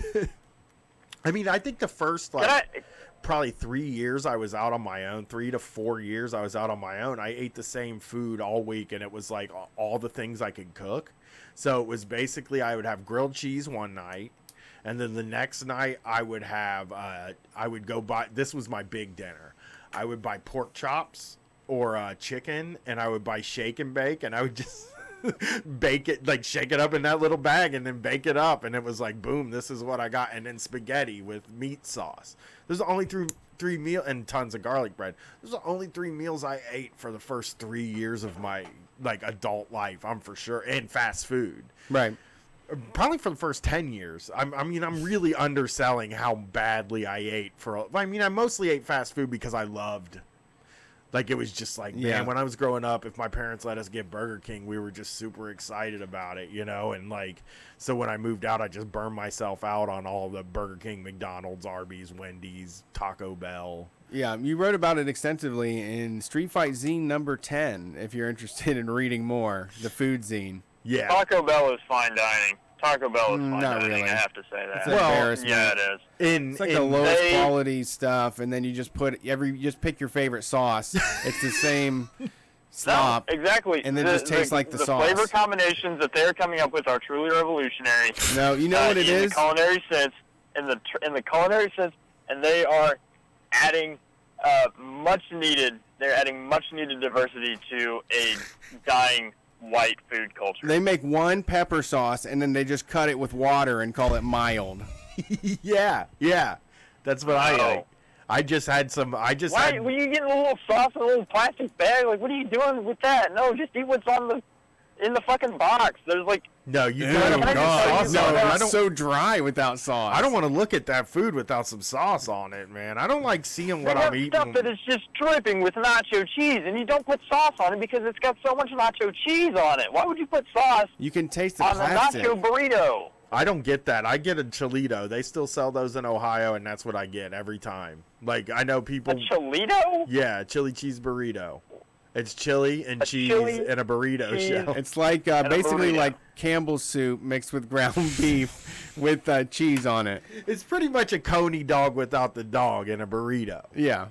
It's the chili with cheese. Oh my god. It's good. It's, Yeah. It's you don't want to see what's inside. Like, you don't want to Yeah, see don't the open- filling. But you have to look to get the sauce in there. No, I dip in the sauce. Oh, you dip? I put the sauce down. I just dip it in there and eat the top. I everybody- ain't looking at that thing, dude. If you aren't watching this, Brian does it with a closed fist. He just holds it like a cup and then just smashes it into the It's sauce. like like I'm putting a cigarette out motion into the sauce. That's how I get the sauce on it. That's not weird, man. That's how you get. That's a perfectly valid way to get the sauce on the food without having to look at the gray meat on the inside. you really, you're all about the sauce. I'm a sauce boy. I had earlier tonight. I had tostadas, which was it was a nice pita with some sweet potato and some beans on it and some jalapenos, and then just dump that hot sauce on top of it. Taco Bell hot sauce. Taco Bell hot sauce. I had 2 of those, and it was a delicious dinner.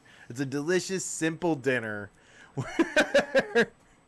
that I eat often because it has protein and You're stuff, almost a and white it's good. supremacist. I am with not. what your food choices here. Yeah, did you hear how many peppers I put on there? I was eating sweet potatoes, dude. Okay, I mean, you're sweet right. Potatoes. Okay, I apologize. Wasn't even any You're meat. really leaning in. You're really leaning into the like paleo, kind of neo-fascist kind of. That's who I am. Right there. I mean, that is true. That's who I am. I'm like, that's Like- all like- those guys are paleo too, aren't they? Like, Well, yeah, they really Like they a really hate primitive, vegetarians. like a prim fascist or something. Like somebody who believes in like controlled media and like spears. I do. I mean, I do. I believe that we should control the media. The street fight. should Yeah, be that Right, all but on they media. think that they think that the racist people should control the media. Well, we agree Well, in that way. We're but against that. You know, we're not into Yeah. racist people controlling the media. We're against it. I thought you said righteous Yeah. people. No, he said racist. You were like, we agree with that. No, I mean, thought he let the said racists have their righteous. Just so channel, you right? know, I thought he said righteous. Let the racists. Let's hear them. Let's hear what they got to say. Let's see if they got some racism to say. See if they can make racism Oh, they got, entertaining. no, they did. We should have paid attention, and it was like, man, when they said they were racist, we should have believed them. Yeah, I mean, you know, we're about to spend another year talking about why voting for Trump isn't racist. So Oh God. that's their whole. Oh, that's God, that's the gonna be a cross that great- the Republicans have decided they would bear, is that now they have to always say they're not racist, but it's like it's so clear you're racist. Like, I mean, don't you just? Yeah, you're You're not doing all even the- trying anymore. You're Yeah. not. Yeah. Like We've caught you all. You are. You do it all the time. Doesn't it feel like Everybody's telling you that you are. Doesn't it feel like every day now a new Republican that is an internet racist is running for like Senate or something like that? Like every day there's a story like, did you hear about this guy running for Senate in Virginia? And he's like in blackface with a swastika behind him. So what?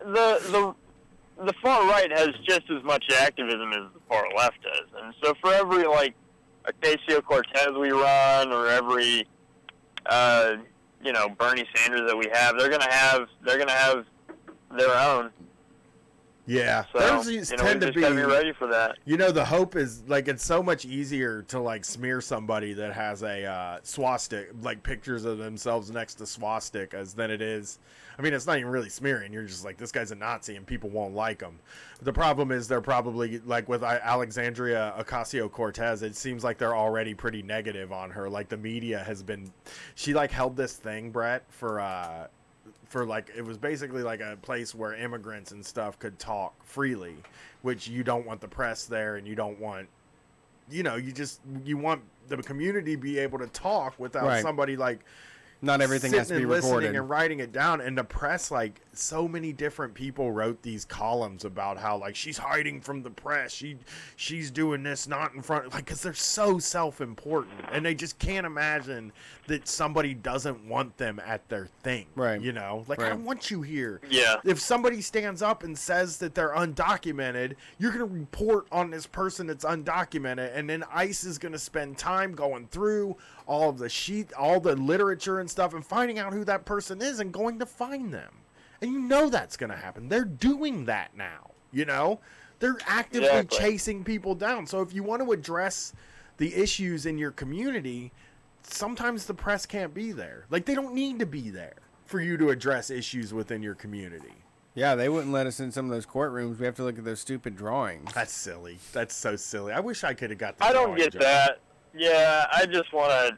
I don't know. I like the drawings. We can keep the drawings, but like, let them have a fucking camera That's in there. true. So we know how good Reenactments. the drawings The are. reenactments are good too. Yeah, it gives the artist a Reenactments. job. Yeah, when they just have some like two actors read off the transcript of the trial. I like that too. I like any acting, like an acting job. You can just dramatize something for. I miss that stuff. Do you remember, like, before there were cameras everywhere on every crime, they would have those TV shows where the whole show was just dramatizing all the crimes. Rescue 911. Yeah, I love that show. I love those things. It was one of my favorite shows. It always tear me up whenever like a dog got caught in something and they'd like show this like dog's leg stuck in a storm drain or something and like water rolling down the hill, and I'm just like going nuts on the ground in my pajamas, staying up too late. Save that dog, Yeah. William Shatner. He was the Rescue 911. He was. Right? Robert Stack is Unsolved Mysteries. Unsolved Mysteries, and who is America's Most Wanted? He's the wild one. John. He goes for it though. He's like a dude. He will yell. John. He's on a righteous mission. That guy, man.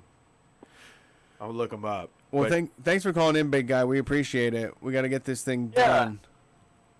Yeah, get some calls in. Get it done. We'll have a good rest of the show. Thank you. We appreciate the call. I love you, boys. John Walsh is his name. John Walsh. Walsh. He's on a mission. They killed his kid. Yeah. Now he's just like, I'm gonna ruin every criminal. I'm out here being John He's Walsh. on a mission. Let's see who's on the line here next. Thank you for calling Street Fight. Who are we talking to? Howdy. Hi, can you hear me? Yes, we can. Hi, this is Ted from San Francisco. What's up, Ted? How you doing tonight? Good, doing well. I was the skeleton, I think. Oh, welcome back to life. What happened? What happened? Yes. What happened? Let's troubleshoot this thing so future callers don't make the same mistake. Yeah, what did happen? I answered the phone and it just went, I can hear you guys. I thought maybe you could hear me. I guess not. Yeah, I mean, it's the exact same shit. Like, the beep happened this time, and I can't hear you. So I don't know. Couldn't tell you. Well, that's the way it falls sometimes. You had to call in after the big guy. Maybe the big guy had to be on before your spirit could be free. Right. What's going on tonight, Ted? Not much. First-time caller. I've listened to the show now for about a year, and it's kind of trippy actually talking to you guys. But also, I totally respect the production you guys put in more now. Listening to it through the phone, it sounds like shit. Okay. So, props to you guys. Yep. I just listened to us through the phone just a minute ago, like when I had to call in and Brett's voice sounded funny as hell. It sounds different on the other side of this thing. Like, I get to hear his normal voice across from me, but I was like, what's going on, man? This isn't Brett. This is some high-voiced Brett. This is Alvin Brett from the Chipmunks. Yeah. So I was calling tonight with a work story.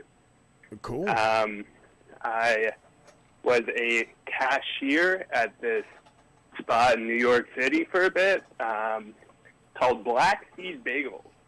And it is a place that does a Montreal-style bagel. Okay. Which means you add honey water into the batter. and that means you get to charge about $7 extra for about any type of bagel. So they had one that I think was about $17. A bagel? And that was, and that was like the horseradish cream cheese, or no, horseradish lox. That does sound good. So you rub some horseradish on a piece of fish, and voila, that's a $17 bagel. bagel right there. Well, that is bonkers. There's nothing that I've never seen anything like that in my life. My wife had a $12 basically that plate the other night at a upscale like. Oh, you're right. You're right. Yeah. I bought I went for the rainbow bagel when I was there with like the full blown sprinkle unicorn cream cheese, and I think it was like a $6 or $7 bagel. Unicorn cream cheese. It was like eating a piece of cake for breakfast. It was just basically cake, birthday cake. Yeah, now you're back in. Birthday cake for breakfast. Got it. Okay. So, so I think there are a few of them in the city, and it was about 3 or 4 years ago, and it was a garbage job. Let's see. So there's kind of like two stories. I worked there for like 3 months, and somehow all this shit just happened. And I felt like a garbage person actually working there, but now I look back and it's like, definitely a little funnier than some other spots, but it's still absolute shit. So, first story is I was about, how old was I? Maybe 21 when I was working here. Working there, and I was the cashier, and I was the only white dude that worked there. So sometimes felt like that had something to do with it. The nice, amicable Caucasian smile for the clientele, and there was a crowd of maybe on a weekend 50 people. Just, there would never be a moment of peace. Bam, bam, bam. All I'm doing is on the iPad, getting down orders, and then sending it to the kitchen. And I want to say maybe like my 6th shift, I get this old woman, and she just was, she wasn't that old. She's like mid-60s, let's say. And just, very stylish. This is New York City, so, maybe, I forget what it was, all black, very chic clothing, this, fancy New York people. We know fancy New York people. Yeah, buy a there $17 bagel. There you go. Yeah, fancy schmancy. Right, exactly. Exactly. Someone that belongs to the Trilateral Commission. Right. And she just, the way she described things was just, so, I remember it made me feel really uncomfortable. She was like, so you put the fishy in the bagel, or, you put the fishy fillet outside of the bagel? And it's just it was yuck. This is disgusting. This is gross. I don't know what's going on here. And then she gives me while we're having this conversation, she's like, okay, I'll pay, here. And it was a $20 bill. And then she keeps on asking me these kind of weird questions. And then when I go back to give her her change, she was like, no way, Jose, you don't owe me $3. You owe me, what would it have been if it was a $100 bill? 83? Fuck. Oh, no. Yeah. You owe me $83. And, older woman, seemed very nice. And I didn't put, a second thought into it. I just gave her the $83. Okay. Yeah. Not at a not at a restaurant. I know. Oh, well, now I thought I'd talk to you guys and you'd be like, you know, on my team. What's going on here? No, I'm saying, I'm telling you know, I'll say this. I would rather just, in my personal business, I would rather just give her the $83 and get her out of my hair. Like, I am on your side because that money didn't come out of your pocket. I'm telling you that, like, if you work at a place like that, they're ruthlessly keeping track of money, and $83 is an amount of money that's going to get you yelled at for sure. Yeah, it was just, it was built for failure. Just like, you know, 50 people in line at all times. So I immediately just, like, you know, knowing that they would find out, told a buddy of mine that got me the job there, yada yada, and then like management found out, and they got this form that was like a warning form, and you could tell that this was like printed a very long time ago. This is not something that, you know, they were giving out to people. They didn't really know how to treat it. And they were like, look, you got to sign this. I don't know what to say, you know. And yeah, he was shell-shocked for a place that, you know, is making these bagels on site. Right. Costing about, you know, who knows how much it costs them. But turning a huge profit. Right. And so I signed the form, and I asked, you know, I asked a coworker afterwards. I was like, shit, you know, I was freaking out, younger. Back, you know, it was only 2 years ago, but and they're like, yeah, the only time I've heard of someone else signing one of these forms is when John was closing with someone else named Marie. These are fake names.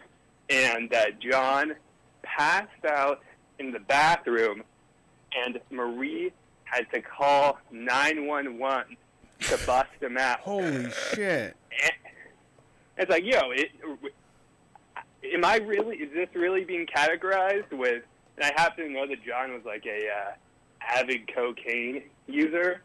Like this, you know. Did they Can we get a different header for this form? You know, could this be a different color? Could this be? It doesn't feel like, you know, the same sort of thing. Did they dock your pay at all, or did they just chalk it up as a loss?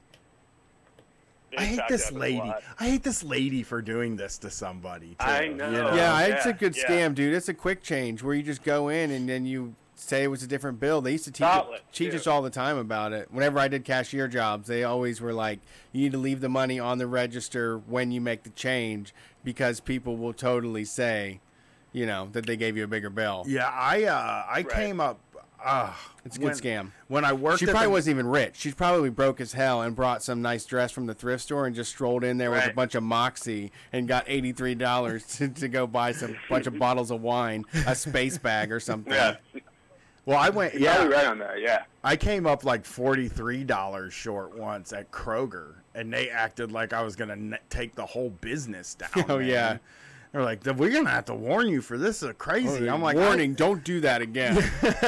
Please, we'll have to write you up the next time. I really love that, though, because you're right. I mean, you're making the mistake, but it's like, it's not my money, and they don't want to get rid of me, and all they're going to do is make me sign a fucking piece of paper. Yeah, every time I got written up at the cable company, they hated it because other guys would come in and beg them not to, like, write them up, and I'd be like, I mean, in the end, what does the write-up really mean? I'll sign the thing. Just give me the paper and I'll sign it. I don't need to hear the lecture or anything. Yo, our mom isn't going to check our report card.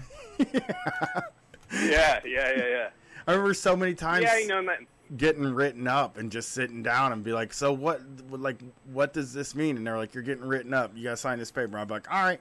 I just signed the damn paper. Who cares, you know? Yeah. Yeah, 21, I said. The idea of having these guys, like, you know, it's my 6th shift, still feeling it out. It's like, you know, punish me just doesn't really seem like the right course of action. Like, you know, this is what you got to do, which was not a conversation. Well, It's some not kind like of this is what you have to do. What Brett just said with the keeping the money on the table. No, they're not telling me that. some kind of Yeah, advice that's true. would That's be on nice. them. They should have let you know. Like, yeah, you don't let somebody run the register unless you know they're fully competent, and that's something to check for. Yeah, make sure Right, you're not getting ripped right. off. They got to be like, they got to ask you in the interview, are you a rube? Are you going to get ripped off, my Right. buddy? You good, Mark? Yeah. Yeah. Yeah. So what was the uh, result of the write-up? Like, was it just like, you're just written up and... Well, I'll kind of get to it. And yeah, this is also one a place that, like, I think there are 3 or 4 in the city in Manhattan, and then the dudes owned, like, it was the Jewish brothers from Montreal, hence the Montreal style bagel, but also had like a deli. I forget what it's called. I mean, like, this place is huge. Like, probably have like a super, like, fancy whatever website, whatever. And it's the type of place that, like, you're working there, and they're like, yo, like, when they come in, you have to be, like, on your A game. You cannot fuck up, but don't be too nervous. They do kind of, not like secret shopper, but just, they definitely do stop by and they're looking for stuff. The It's actual like, brothers what? do? Yeah, it's like, what a Oh. weird vibe for any restaurant for So that they're- to be the case. They're like, don't be nervous. The owners are going to come in here and order stuff from you, and you just got to act like they're just regular customers. That's like the worst way to secret exactly. shop. That might be the worst plan ever. I guess, yeah. Yeah, and it's like, you know, don't drop the ball.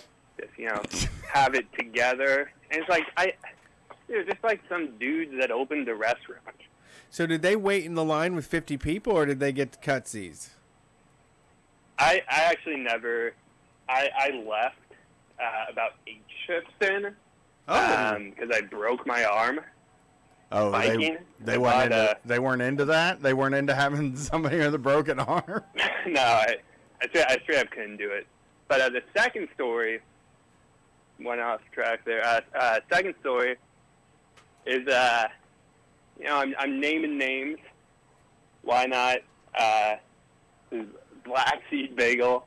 And then one day I see, you know, I feel like I'm about to get a defamation lawsuit on my, They're not listening. on my door. They got to hear it first. Black Seed Bagels. We'll go eat there and tell them a guy called into our radio show and said y'all like got a good perfect. Montreal bagel, but you're bad bosses. Yeah. Yeah, Yeah. I am intrigued by the concept, but no, I don't have that kind of money. Brett wants a $17 bagel now. Well, let me tell you who does have the money is this guy, Sarush Alvi, and he is one of the 3 founders of Vice magazine. So there's Shane Smith, who's like a large white guy who is still on board and does. I feel like he's like, you know, the CEO type. There's that dude Gavin McInnes. And I imagine you guys know who that is. Sure. Yep. He's a rebel. Very proud Yeah, boy. yeah. I forgot who I was talking to. And then this dude, Sarush Alvi, who is like, one of 3 founding members. He's like, you know, I wouldn't say scrawny. I don't know how to describe him. He's like bald guy, wears glasses, and eats that Black Seed Bagel. And I see him come in one day, and I know who he is, right? And I watch a lot of Vice magazine stuff in high school, and you know, I wasn't geeking out like, oh my god, Sarush Alvi is just hey, I've seen your videos, Sure. I like your videos, and he's like, yeah, thanks. Oh, no. Yeah. See, like, I feel a little weird because, like, this dude is in media, right? So Yeah. it doesn't, like, yeah, it is what it is. so he like tells me like, yeah, you know, I'm coming here and I want a bagel for me and my wife, and I want it toasted. I come here sometimes and you guys don't toast the bagels, and I need them toasted. Okay. And I said, yeah, for sure, man. Like, we'll toast those bagels. And we made them, like, fresh throughout the day, so we're not really toasting them generally, but if someone does ask for their bagels to be toasted, you toast them. And I believe I write on the order, toast these bagels. And then send them out to the kitchen, and they come out. I didn't really check. I probably should have. And I give it to him. I give him the bagels. And oh man, I think all is well. And then 10, 15 minutes later, he comes back in and says, these bagels are not toasted. I said for them to be toasted, and what I want you to do is print out the order ticket, so I know if you dropped the ball or if the cooks dropped the ball. Ew. Wow. Wow. I know. Yeah. Well, I It mean, was unbelievable. I don't know, man. If I tell you to toast the shit, then you should fucking do it. Yeah, but if I'm on his side because I expect to order my Really? shit and get it. Really? Yeah. I mean, I'm with you, I man. Don't know, be like, giving racists Double their check, bagels. dude. Don't give racists their bagels. I'm against that. They want them toasted. Yeah. He's they not a toast it racist. How's he a themselves. racist? I thought he said the guy was a racist that wanted his bagel Oh, toasted. no. Oh, I thought you were talking about. You just think everybody that's Gavin bad McGinnis. is a racist. He's probably racist, right? Hey, man, now I was talking about that defamation lawsuit. You're not helping me out here. I promise. I think Gavin McGinnis. He's you know. I got No, lost. This guy's. I got lost there. I'm sorry. I thought you said that one of those racist online guys, the Proud Boys, were in there, and then you didn't toast their bagel as like some direct action, and it was like come in here and. You made up a great story. I did make up a. I mean, yeah, one of the Proud Boys came in. He wanted toasted bagel. I was like, "Fuck you! I ain't toasting your bagel." Oh no. This is one of 3 founders of Vice magazine. Okay. Yeah. So he made you print it out to find out who fucked it up. Yeah. Who fucked Which it up? was crazy. And I was like, man, I totally fucked this bagel up. I didn't fuck it up. I had on the order receipt toasted. Who did he yell? So- What happened when he found out who did it, though? Well, like, what happens next? Yeah, so Toast your own bagel, Shane Black. Or Shane yeah, like Thorne. I forget his name. I don't even know what happened. Like, I think I left like a few shifts after that. So, so I'm hot at I this don't guy, know. though. So what happened? Did he like drag a cook out there and like scream at him or something? no. And then he was like, "Oh, this is okay, all right." He knew I'm what sorry, he let me knew. tell you- with him. He knew Let me you tell- weren't disrespecting him. He just wanted to make sure you weren't Right. I mean, disrespecting he him. went out of his way to say it, and he put you in charge of his bagel, and you dropped the ball. Listen to you, man. Really? He's Mr. I don't- I don't boss's stand with stooge any over of here. you. What a All of these, stooge. like, no, you have to be competent at your job. Right. That's how I feel. I don't know. Like, And if I guess I if don't anybody specifically looks you in the eyes and asks you for a favor, you're thorough about it. You don't want to be wishy-washy about shit like that. right. Yeah. No, I got you. It's just, I thought it was funny. Like, I saw the guy, and I remember seeing him in a, like, I think he came out with a Vice video that week about like the gun market, the dark gun market in Afghanistan, and where the Taliban are getting their weapons. Right. And then to think that the week afterwards, he's punishing, is punishing the word, doing an investigative piece on who's dropping the ball at his local Right. boutique bagel Right. He's spot. got the scoop. I thought was, yeah. And, he was just, I think he kind of realized, like, there's nothing I can really do here.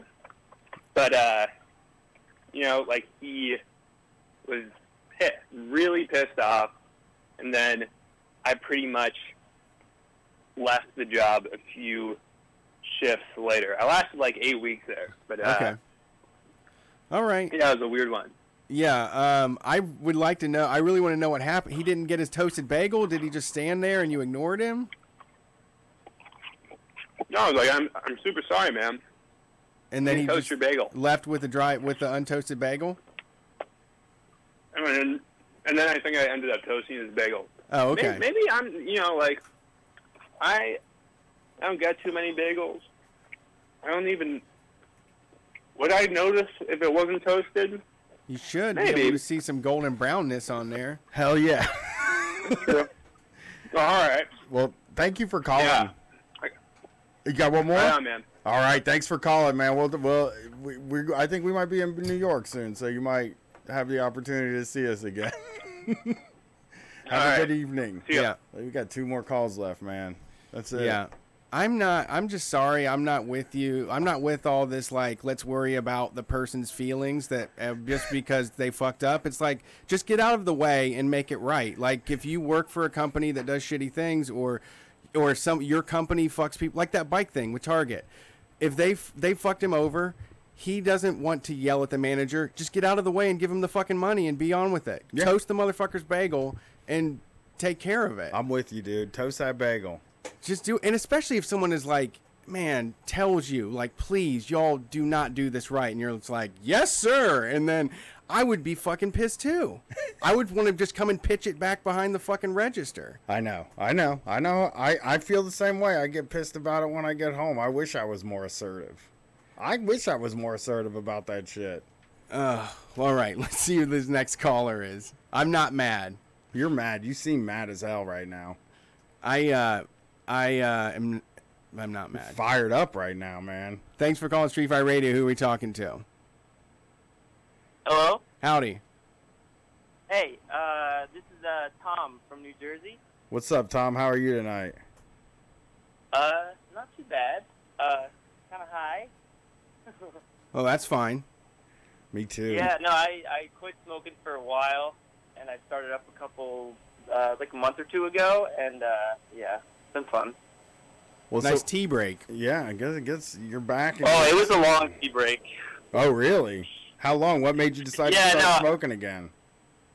I don't know. I used to always really be paranoid about it, and after that long time of just like not doing it again, I did it like once every 6 months or whatever. But yeah, then I was like, it's not so bad anymore. I'm an adult now. I'm not in high school anymore. Hell yeah. I mean, that's the way I do it. You're grown. You can do what you want with your paycheck. You're grown, folks. Yeah, exactly. Oh, hell yeah. There's something. And it's a lot easier to do drugs when you're not worried about an adult taking away your Nintendo Switch. That's true. Yeah. Very true. Yeah, a lot of the anxiety was from like smoking like at my house if I was like, by myself or whatever, and like living with my parents and then walking in and being like, all mad about it, even though I know they're kind of cool with it. It was just like this weird, like irrational anxiety. Interesting. So, have you tried CBD at all? I actually did. I actually got the what's it called? The isolate from you guys. Okay. I think I got it like a month and a half ago or whatever, and I first started by putting it like underneath my tongue to see, have it dissolve and feel what it is like, and it didn't really do much for me. But then when I started smoking again, I started mixing it in with the weed, and it just like gave me a really like a lot more mellow of a high. It was really nice. Yeah, it is good for that, and it is absorbed into the lungs better than it is through like the stomach, from what I've read. Yeah. I just bought the tincture from you guys, so we'll see if that works any better than the isolate. Yeah, I mean, a lot of people love it. I love it. Sorry, not trying to do a sales or anything. I was just genuinely wondering if it had helped or not. I need to get my hands on some more. I'm out of it. I don't have any at the house. So now I'm just regular THC high all the time. Boring. It's not so bad. Boring. It's boring. It's not hacking your high the way you're supposed to be doing these days. You hack the high, man. Is that the new hashtag? I'm moving up on my I'm moving up and now I'm hacking the high. I'm going to move down a little bit with the CBD. I'm high energy. I'm low energy. I'm going to have a little sativa and mix it with an indica so that I have the right kind of energy. Yeah, man. Hack your high, dude. Coming to the YouTube soon. Hack your high with Brian Quimby. He'll explain it all in one long-winded sentence. I'm not a drugs nerd. I try not to be. You know what?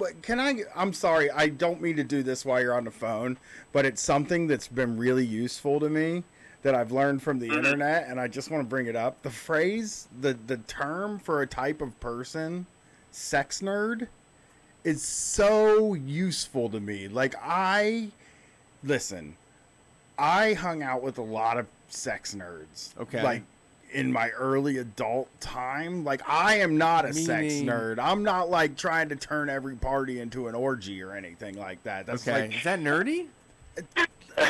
God, you don't mean understand they're just like what obsessed, I'm talking about. Obsessed with privates and like toys their and whole stuff. life is geared around like, we'll go to the swingers bar and we do sex, and then we do this other weird sex I'm thing. having the guys over to watch a new porno that came out. Sex nerds, man. And I always thought I was weird because I wasn't one. And now I'm like, some millennial was like, oh, it looks like a bunch of sex nerds, like that show Real Sex. Like basically anybody on that show is a sex nerd. That was all sex nerds. Yeah. And it like just became such a useful fucking thing. Like as soon as I heard it, I was like, oh, okay, sex nerds, that's what they are. Yeah, I appreciate the hypersexual. Okay, man, you're allowed to celebrate the hypersexual. You're a sex nerd. Brett's a sex nerd. I am a sex nerd. He's like, God damn, man, we got to sign up for one of those swingers bars, and then when we're done doing that, we got to go to a fetish ball, and then after that, we're gonna eat each other's pee just to see what it does. Yep, we gotta keep ratcheting it up. All right, what's going on tonight though? Did you have any? Did you want to talk about sex? Yeah, because I can do a lot more of that. But what's up? No, I actually was calling in to tell some work stories. Cool. Yeah. So actually, right now I'm listening with my friend Joe / my coworker, So, but first I'm gonna start out with a story I had previous to that. Well, in between where I work now. So I moved to New York City for like 8 months, a year, last year, and to go to school. And so my I had to get like a shitty ass job at this. The second job I had there, at least, was at this like fancy like cheese place. Okay. Brett loves fancy cheese. In Brooklyn. Oh, fancy cheese is fun. I like fancy cheese, but like it was like, I don't know. It was just so up its own ass. Their whole like I guess gimmick was that they were like, I think their motto was like bringing Southern comfort to the big city. Oh God. And there's so many places like, doing that there now too. You know what I mean? Oh yeah, like, every place is like down home barbecue. Brett and I ate at an Appalachian restaurant the first time we went there. The first restaurant we ate at in New York was serving Appalachian food. Yeah, I had fried green tomatoes. Yeah. They deserve to have that food too. Oh, you know, it's like now everything is like, we Southern up here. We're good folks. We listen to bluegrass music and we love Jesus. We love it up here, in the country. We move into the city. I would love to live on a farm, but I have to be in Brooklyn so I can be by 5 fancy cheese places. We go to Hillside Church. We're hill folks up here. So fancy cheese, but from the South. Yeah, well, so the thing wasn't like they didn't have like a lot of like Southern cuisine. It was just like more about like the attitude about the place. Oh my God! Really friendly. we're really friendly and we'll bring you like a comfortable atmosphere. So it wasn't really like, I mean, it was like fancy cheese and like just like sandwiches too that they made up. Folks, gather around. I just made up a big plate of cheese. Come get it. Ringing the dinner bell outside, like for cheese and crackers. Just somebody outside in bib overalls and no shoes ringing a bell. Ding, ding, ding. We got a big plate of cheese in here. You come on in here. You get some cheese. Mama wants you to eat cheese. I'll be $17 for one piece of cheese. Right.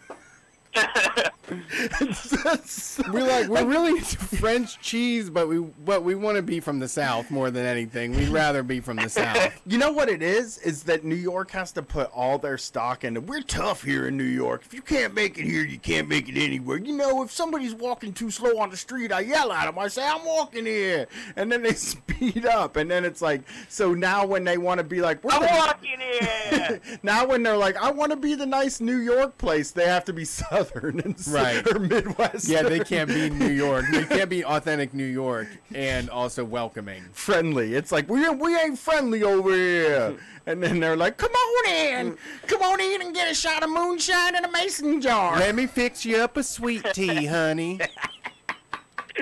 I make a good glass of ice water. And everything you drink, it's all Coke, honey. You mean lemon lime Coke? That's what you want? Let's move up there and open like a Midwestern pizza place and just be like, we sell square pizza. Yeah. And when people come in, we're aggressively nice to them. Yeah. But we don't take square pizza over here. Cowards. That's a coward's. We'll sell them. But once we give them that Midwestern charm, that passive aggressiveness, we're like, oh, you couldn't fucking eat it anyways. You don't even know what it is. You need a big floppy slice. I get it, man. Your teeth too weak to eat a nice crispy piece of pizza.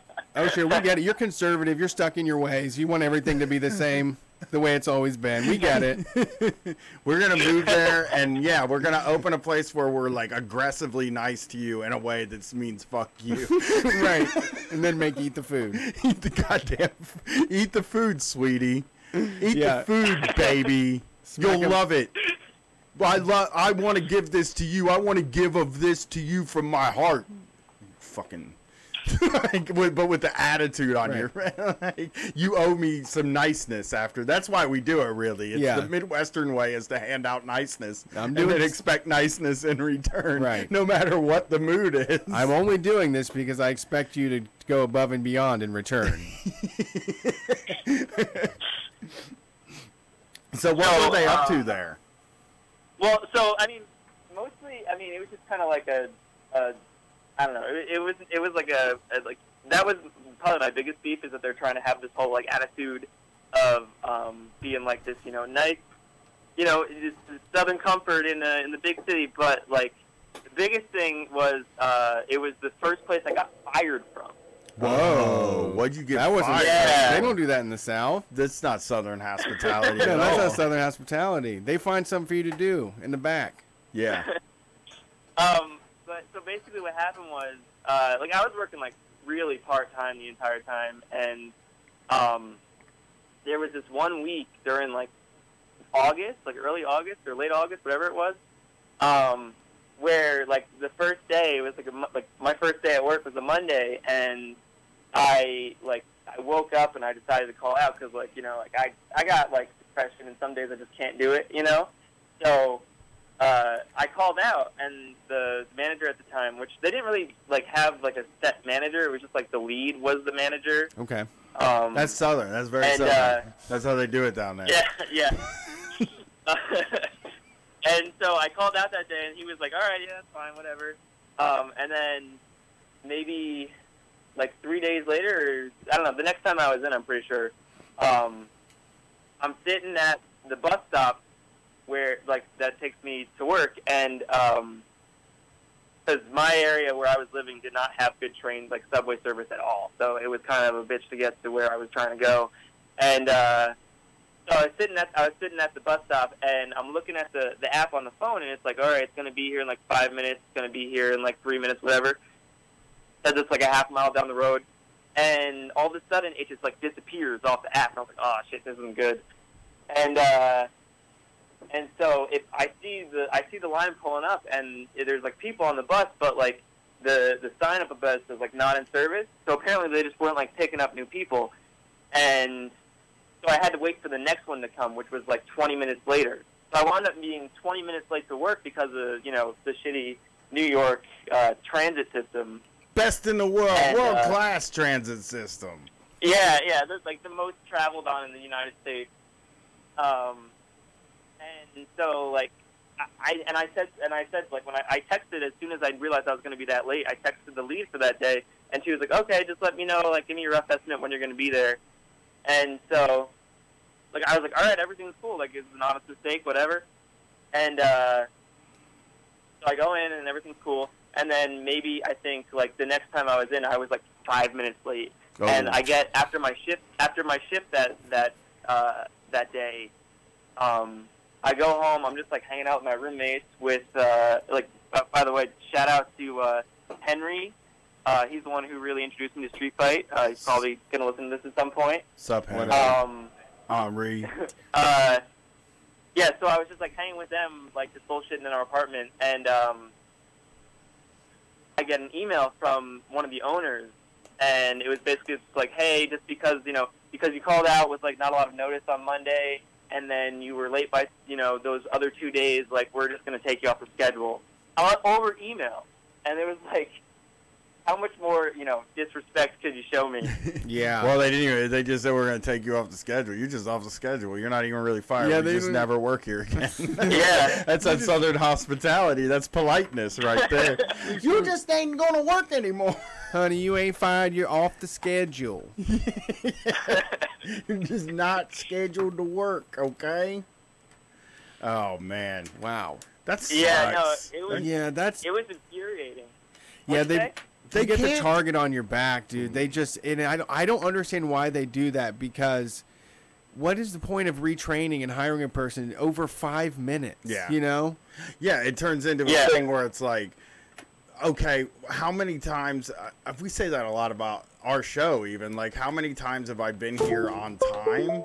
If I'm late, it's like, come on, man. Right. If I'm late 3 days in a row, I got something going on in my life. I'm definitely trying to get here at around the start time. Yeah. But we do live in the city that's with. More my attitude. Sorry, go ahead. The more lackadaisical trying to get here around when it starts, that's more my attitude, I think. Because I'm not a timely person at all, and it wasn't like I was not late like other days.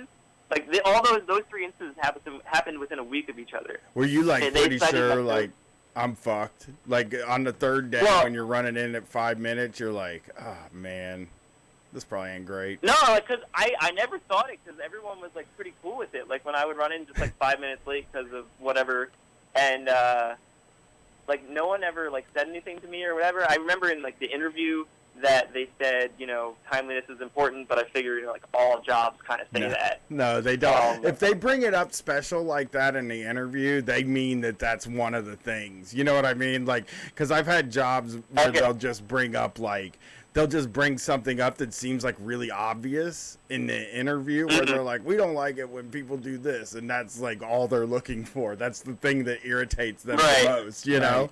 Yeah. So, but like since I saw that on the when I heard it in like the interview, I was always kind of like, oh shit, like I'm gonna get chewed out for being like 5 minutes late or whatever it is. Yeah. And no one ever did it. I never got any reprimanding from anybody about it until I got fired. Yeah, I would just. So it was like there's no warning. Yeah, I was gonna say I would expect it to be like, all right, is something going on here? Like, is it a trespass situation, or what is the issue? Because this is this is becoming a thing. Well, I've never couldn't imagine just getting a fucking email that says don't come back. I'll say this, and this is one of the things when I wrote about small business tyrants in the zine, and this is like true. One of those things about small business tyrants that you don't really think about that much is that like there's no formal way for them to do things, and a lot of them just got in the business of like in the business because they like to cook. You know what I mean? Like they have shitty personalities, and they're not. They don't want to be they aren't trying to be managers of people, you know, and like so that could lead people. And I think because the stories I hear from restaurants, you know, through my sister and from other people is that like a lot of times they're of confrontation, like they don't want to get in a confrontation, so like they likely were seething about you being late a lot behind the scenes, and in that 1 week we're like, holy shit, you know, we just got to fire this guy, he's late all the time, you know. So yeah, no, I mean you might have just been just been a victim of somebody just being like, you know, he's been late every day, and they never said anything to you because they were afraid to confront you about it. Because it even sounds that way with the way that you said they fired you. They said, we're taking you off the schedule. Yeah. That's very soft language. Over email. Yeah, that's very soft language, and it seems like I don't want to be in a confrontation with this guy. I don't want to do it to his face. And is that part of the Southern hospitality bit? I don't think so. I've been watching some Tennessee Williams movies recently, and they are right in your face. Well, I think I really think that's a really common thing, especially in the restaurant business, because it is like a business of people who are passionate about a thing, and like they're good at it, and the way to move up in that business is to get your own restaurant. So then at some point you get your own restaurant, and you're like managing people, but like, yeah, you weren't like a genius. You're not like a leader type person, you know. You're just a human, and you're just as weird as me, right? You know? Yeah, right. And it's a person that can, like, if their attitude towards a friend that does something they don't like or pisses them off in some way is to just not call or text them anymore, they're just going to do the same thing to a person. Just like, I'm going to ignore this problem is what I'm going to do. Yeah.